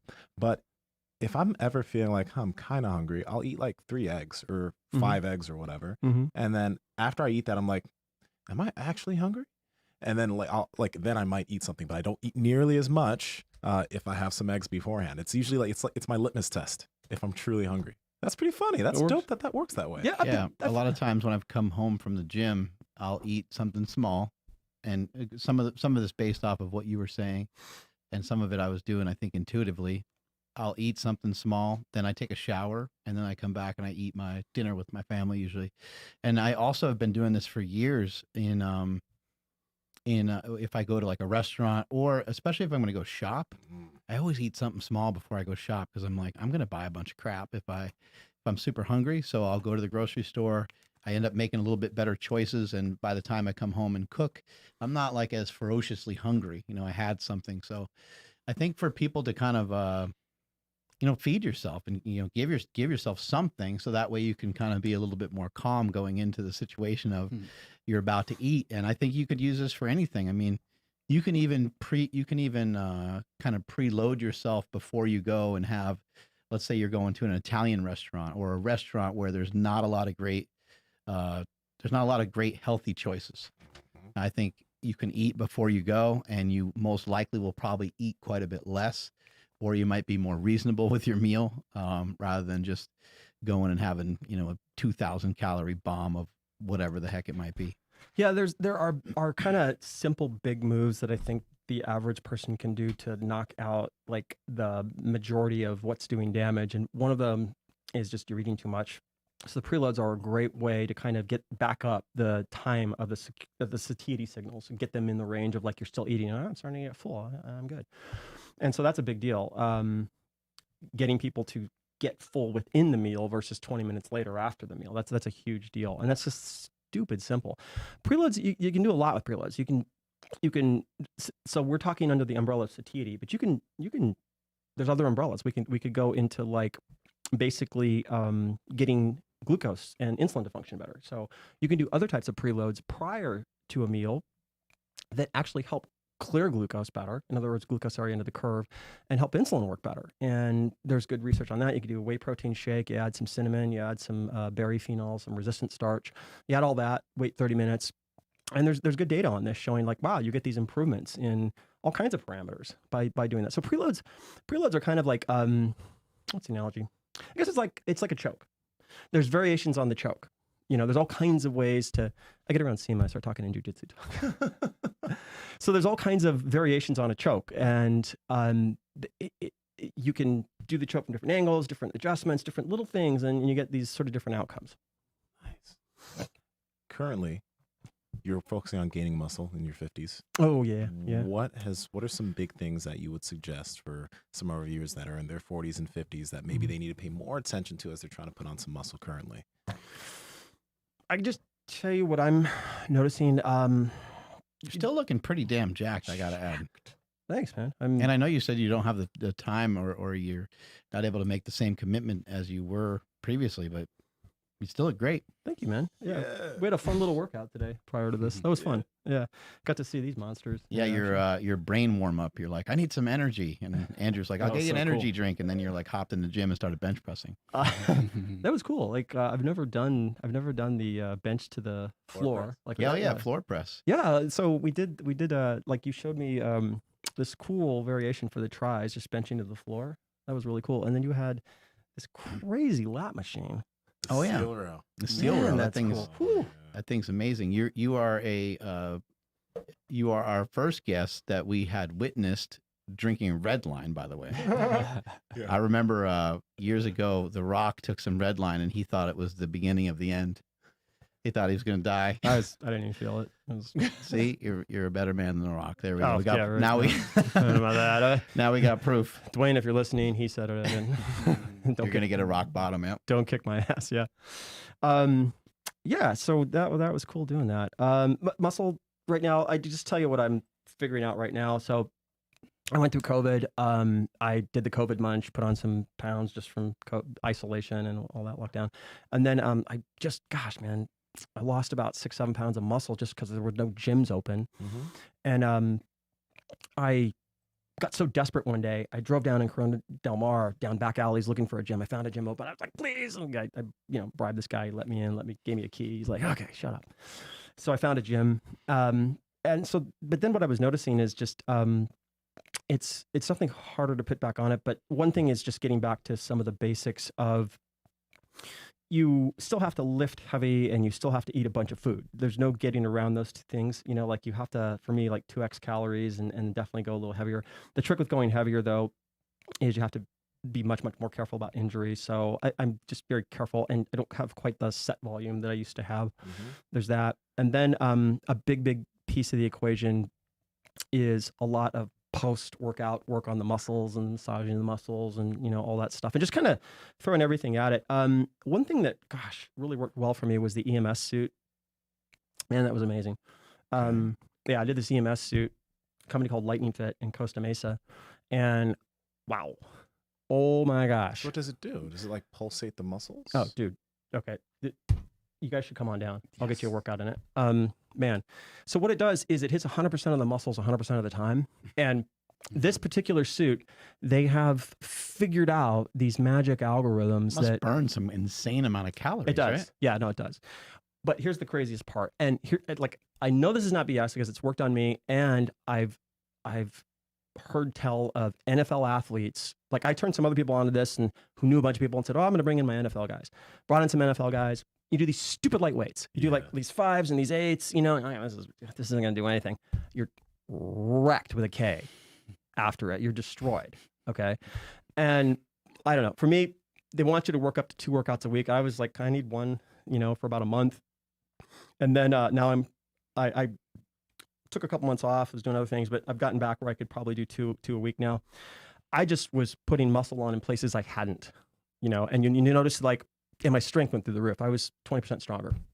20% stronger. Does it kind of feel good too? Because sometimes those EMS things, they kind of feel good, like especially if it's like, I don't know, hooked to like your back muscles and stuff like that, or does it kind of hurt? You can overdo them. Is it hooked all over the place for the whole workout? Only thing that it's not hitting is the delts. Even when you're doing curls, you're like, oh, there's like a thing on your butt or something. Yeah, every muscle in the body's going. So it's a full-on suit on your legs too. Like, yeah, your hamstrings are flexing while you're doing a tricep push down. You guys got to come down for a day. I'll get you on one. So then, do you even have to have a movement? Like, can you just wear it? You need to have a movement, for sure. But you just don't need as much as you think you do, and you'll scoff initially at the weight. So you'll be like, man, is it pulsing in some sort of opposite directions or something? Because like because can you contract your hamstring and your quad at the same time? Like, wouldn't you fuck yourself up kind of, or no? No, you can. So there's levels to the suit, and it's like when you're doing this particular suit, there's a trainer who's dialing everything in and making sure and going yes, no. But man, I got kind of cocky one day. I thought, I can handle more. I can take more. So I had them really dial it up, and I thought I had rhabdo. I literally, man, I thought I blew out my bi. It took 3 weeks to heal my bicep from that. oh my God. Yeah, so you can overdo it, but when you're with the trainers that understand how to work these things and they keep you in the right range, they are the future. There's no question. These are gonna change the world because aged populations have options they haven't had. Yeah. And athletes, they've got crazy data on athletic performance, like NFL level athletes improving their 40, going from like 4.3 to 4.27, like crazy numbers. What if you used it just on a walk, or maybe you just did some like body weight squats and things of that nature? You think it would be pretty effective even for that? Oh yeah. Yeah, because it's hitting all. It's so like even just I'm thinking like pulling a sled. You know, you pull a sled forward, backward. I mean, you could maybe you can kind of already get great workouts from that. But I'm just kind of curious, like, man, if this thing's zapping your whole body, and you're doing a movement like that, it might be really effective. Are you able to even like, I guess, keep your balance? Like if your quads and your hamstrings are going at the same time, one's trying to pull, one's trying to push, flexion and extension. I'd imagine you're like kind of spazzing out the whole time. Like that, I don't know. I just feel like your central nervous system would like just be fried if everything's firing off. You're not fried. You're just, by the end of the workout, you come in scoffing, you come out like humble. That's what I found. Like you come in like scoffing, like come on, you're not you're talking to. Like this thing's bullshit. And then you come out going, oh okay, that thing fucked me up. It's working. So you're doing curls, but it's working the back, the chest. It's hitting everything all at once. So your energy expenditure is through the roof on this thing, and then at the same time, your time to work out in this particular suit is like 10 minutes. It's crazy. So okay, just because it's blowing my mind, but like if you're doing a bicep curl, is your tricep working also? Yep. So then how does your muscle know which way to go then? If it's, again, like I said, if your arms, you're trying to pull. Well, if you think about it, when if you flex your bicep, you kind of almost can't flex your bicep without flexing your tricep too. Like if I came over there and grabbed your tricep while you're flexing your bicep, your tricep would be hard and full. It is lengthening or stretching or whatever, but it's like not as simple as it just. So I think it makes sense that you would be able to flex everything all the time. What if you're trying to do a bicep curl and also flex your tricep at the same time? I've noticed that I don't know the ins and outs of how it all works, but what I've noticed is like you can get an arm lockout really easy. Like, okay, turn it down. Oh shit! Yeah. So I guess that's probably what I'm thinking about, like things firing off too many. So that makes sense. You can definitely do that. The craziest thing with those is strength gains. That's like the craziest thing I've noticed with it is the strength gains. Like, but I got to know the CEO a little bit. Like, hey, is this? And she's like, yep, it does. So yeah, both you guys would really dig it because you guys are kind of like competition level. It'd be really interesting to see like what you guys noticed in, your performance markers. That would be really interesting. That would be very interesting. Yeah. And you, my gosh, the freak of the decade here would be Holy cow! I can't imagine you on this thing. I think it'd be really cool for people who have issues like activating certain muscle groups during workouts, because a lot of people have that mind-muscle connection issue. Yeah. You know, where they just can't get things firing. Yep. Right. I think Yeah. that would be, and older populations probably suffer a lot from that, especially if they've never exercised. Like an older population. No. It's not. I didn't point at you. I was just pointing at just like nobody. He's like, I was just thinking of older. he's like this. Joel, you know that wasn't what I meant to do. He's like, and older populations. not saying anybody. That's not what I meant to do, homie. That's not what I meant to do. I meant just like, you know, people who haven't worked out before. You've been working out since you were 13. That's not you. It's not you. Just people who haven't. Have you noticed any increase in mobility? Like, have you tried that, you know, and did like your ancestral squats? I'm imagining if it's, you know, making things flex and fire, that in my head, the way it works out is it would definitely help a lot, but I'm not sure. I think what I noticed on it was just the trainers put you through different workouts than you'd normally do. Like, it's easy to kind of get in your thing, and they make you just do different things. And so that was a big part of it. I don't know specific to, probably just doing different movements. Great. Thank you so much for your time today. Andrew, take us on out of here. I will. 8sleep.com/power project. You get $150 off automatically off of your Pod Pro mattress and cover, or just your Pod Pro cover. Links to them down in the description below, as well as the podcast show notes. Joel's Instagram and his book will be down in the description as well. If you guys need to go follow him ASAP. And then if you want to check out the book, there's links to that down there as well. Follow the podcast at Mark Bell's Power Project on Instagram, at MB Power Project on TikTok and Twitter. My Instagram and Twitter is at I am Andrew Z. And Nsima, where you at? Nsima Inyang on Instagram and YouTube, and Nsima Yin Yang on TikTok and Twitter. Joel, once again, you are at Real Joel Greene. Real Joel. Yeah, Instagram. Yeah.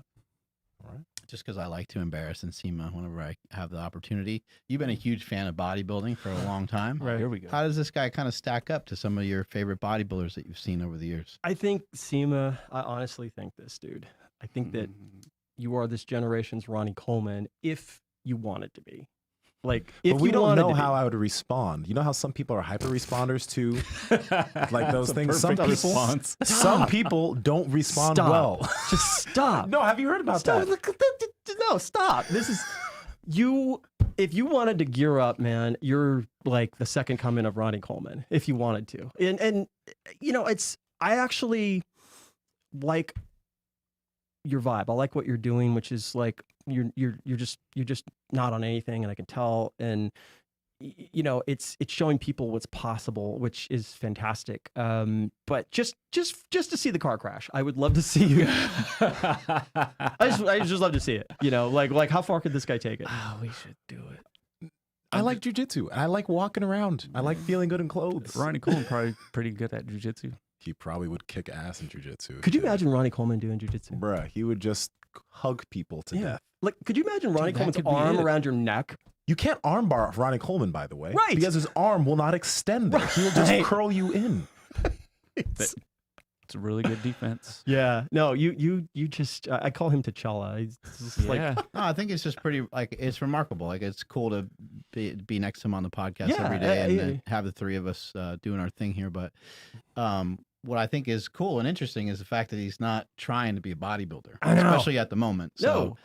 that's what we like to tease him about, because we're like, oh, we don't ever see him lift and he never eats, and we like to fuck with him a lot. I know. This is just He your does work athletic- very hard. This is your athletic sort of like He has you're to. training more athletically, but like if you were just like, you know, everybody wanted bodybuild, but nobody want to lift heavy weight, and you lift heavy weight and you're I mean, good. Like, wow. I don't even want to think, like, be crazy. Do you think you would grow faster now than you did previously? Because it seems like your well, maybe it's just because you keep getting kind of leaner, but it seems like your body has changed more in the last year than it did in the previous years that I knew you. But that could also be It's what just you because see. it's because of what I see, because you're getting leaner and it's more apparent. Yeah.